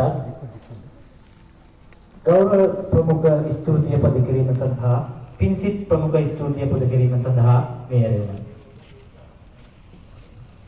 අවසරයි විහාරාධිපති ස්වාමීන් වහන්සේගෙන්ද පින්වත් කොත්මලේ කුමාර කාශ්‍යප ස්වාමීන් වහන්සේගෙන්ද පැමිණ සිටින සියලු දෙනාගෙන්ද විශේෂයෙන්ම ස්තුතිවන්ත වෙන්න ඕනේ. අපිට මේ වගේ දවසක මෙව දුර්ලභ පින්කම කර ගැනීමට අවවාදම් ශාසනා ලබා දීලා අපි සියලු දෙනාට මේව අවස්ථාව උදා කරලා දුන්න මෙම කොටිලවත්ත ගංගාතිලක විහාරයේ විහාරාධිපති පින්වත් වජිර ස්වාමීන් වහන්සේ ඇතුළු ඒ වැඩම කොට වදාළ අනෙක් සියලුම ස්වාමීන් වහන්සේලාට අපි මෙත් සිතින් පුණ්‍යානුමෝදනා කරු මේ වගේ දුර්ලභ අවස්ථාවක් අපිට උදා කරලා දුන්නට. මේ වගේම ඊළඟට මතක් කරන්න ඕනේ මේ වගේ කොරෝනා කාලයක වසංගත රෝග තිබෙන කාලයක දේශනාවක් සිදු කිරීමට ස්වාමීන් වහන්සේට වැඩම කිරීමට හැකියාවක් තිබේද කියලා දන්වා තිබු පළමු දෙයින්ම උන්වහන්සේ නොපිළිවෙල මේ දේශනාව බාරගත්තා. අප සියලු දෙනාම වෙනුවෙන් උන්වහන්සේට දැනුවත් කරෙත් අපිට අනුව පිරිසක් සම්බන්ධ වෙන්න කියලා. ඒ කිව්ව ගමන් උන්වහන්සේ කිසිම ගැටලුවක් නැතුව මේ වගේ කාලයක මේ දේශනාවට ලබුනරුව කන්ද ආරණ්‍යයේ සිට පුරබහැර සිට ඉතා වෙහෙස මහන්සියලා වැඩම කරලා ඉතාම ශ්‍රද්ධාවෙන් බොහෝ දෙනෙක්ගේ සිත් සතා ශ්‍රද්ධා සිත් ජනිත කරමින් මේ වගේ දවසක් මෙන්ම ඉදිරියටත් ජීවිත කාලය තුළම චතුරාර්ය සත්‍ය ධර්මයට අනුකූලව අවබෝධයකින් ගත කරන ආකාරයේ ධර්මානුකූලව පහදලා දුන්නට අතිපූජනීය කොත්මලේ කුමාර කාශ්‍යප ස්වාමීන් වහන්සේලාට අපි සියලු දෙනාම මෙත් සිතින් පින් අනුමෝදන් කරමු. ඊපසු තෙවනුව මතක් කරන්න ඕන විශේෂයෙන්ම සසුන්කිත අස්සද්දම ඔබ මිතුරු කැලේ සියලු සමාජිකයන් උදෑසන පටන් පැමිණිලා මේ විහාරස්ථානයේ දුර්වර්ණ වෙච්ච ස්තූපය හුණු පිළියම් කරා. ඉන්පස්සේ බෝධිය බෝ මළුව ස්තූප මළුවේ වැලි අතරින් කරා. ඉන්පස්සේ විහාර මන්දිරයේ පිළිසතර කිරීම, ඉන්පසු මකර තොරණ පින්තාලේප කිරීම, පහන්වට සැකසීම ආදී කොටගත් මේ පුණ්‍ය භූමියේ සියලු ස්ථාන පිළිසතර කරමින් මේ පුද බිමට වන්දනාමාන කරන්න පැමිණෙන සියලු හුදී ජනයාට පහන් සංවේගය ඇති කරමින් බුද්ධාලම්බන ප්‍රීතිය ඇතිවන ආකාරයට මෙව පුද බිම පිළිසතර කරා.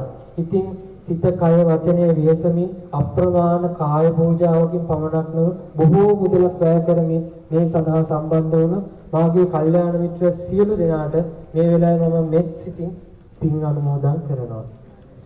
ඉන්පසු අපට ආහාර දී ලබා දුන් ඒ වගේම අපිට මේ නොයෙක් පැන් වර්ග තේ පැන් ආදී අපගේ කුසගින නිවා ගැනීමට අපට උපකාර කරපු ඒ වගේම නන්නයිරින් උපකාර කරපු වචනයකින් පවා සඳහන් කර නොහැකි සියලු දෙනාට මෙව පින්කම සාර්ථකව මේ වගේ කාලයක විපත්ති කාලයක සිදු කර ගැනීමට උපකාර කිරීම පිළිබඳව සියලු දෙනාට එත් සිතින් පින් අනුමෝදන් කරනවා. අවසාන වශයෙන් ධර්ම දේශනාව අවසන් වෙලා දැන් ස්වාමීන් වහන්සේ වැඩම කිරීමට යන්නේ. ඉතින් ඔයාලට අවසන් වශයෙන් අපි තේපෙන් සංග්‍රහයක් පුළුවන් ආකාරයකින් සකස් කරලා තියෙනවා. ඉතින් ඒකත් මෙත් සිතින් භුක්ති විඳලා සියලු දෙනා ඉතාම පරිස්සමෙන් ගෙදර යන්න කියලා හැම දෙනාටම මතක් කරනවා. පැමිණ සියලු දෙනාටම දරුවන් සරණයි. සැවොමෙක් වෙලා පින් සිත විහිදාලා පින්කම් වලින් මේ පින් බිම සරසාලා එක් සිත් වෙලා හැම හදවත් සමසාලා පින්කම් කරන සමටයි මේ මල් මාලා දිනෙත සුවපත් කරන බුදුරුව දවස ගානේ මට පෙනේවා සවන් සනසන බුදු වදන් මට දිවාරෑ නිරතුරු ඇසේවා සිතට වද දෙන සසර දුක් ගිනි නොබෝ දිනකදී නිවියේවා සසර වසනා ජාති දක්වා කලන මිතුරන් මුන ගැසේවා සසුන් කෙත සද්දමු කල්යාණ මිත්‍ර සංසදේ මගෙන් සිදු කරන්නට යෙදුණු මහානීය පින්කමේ අවසාන භාගයට ඇවිල්ලා තියෙනවා අද කරන්නට යෙදුනේ මහානීය පින්කමේ සියලු සල් ගෞරවනීය ස්වාමීන් වහන්සේලාටත් සියලු දෙවි දේවතාවුන් වහන්සේලාටත් අනුමෝදන් වේවා නැවතත් මෙවැනි මහානීය පින්කමකින් අප හමු වන බලාපොරොත්තු වෙන ඔබ සැමට තෙරුවන් සරණයි ස්තුතියි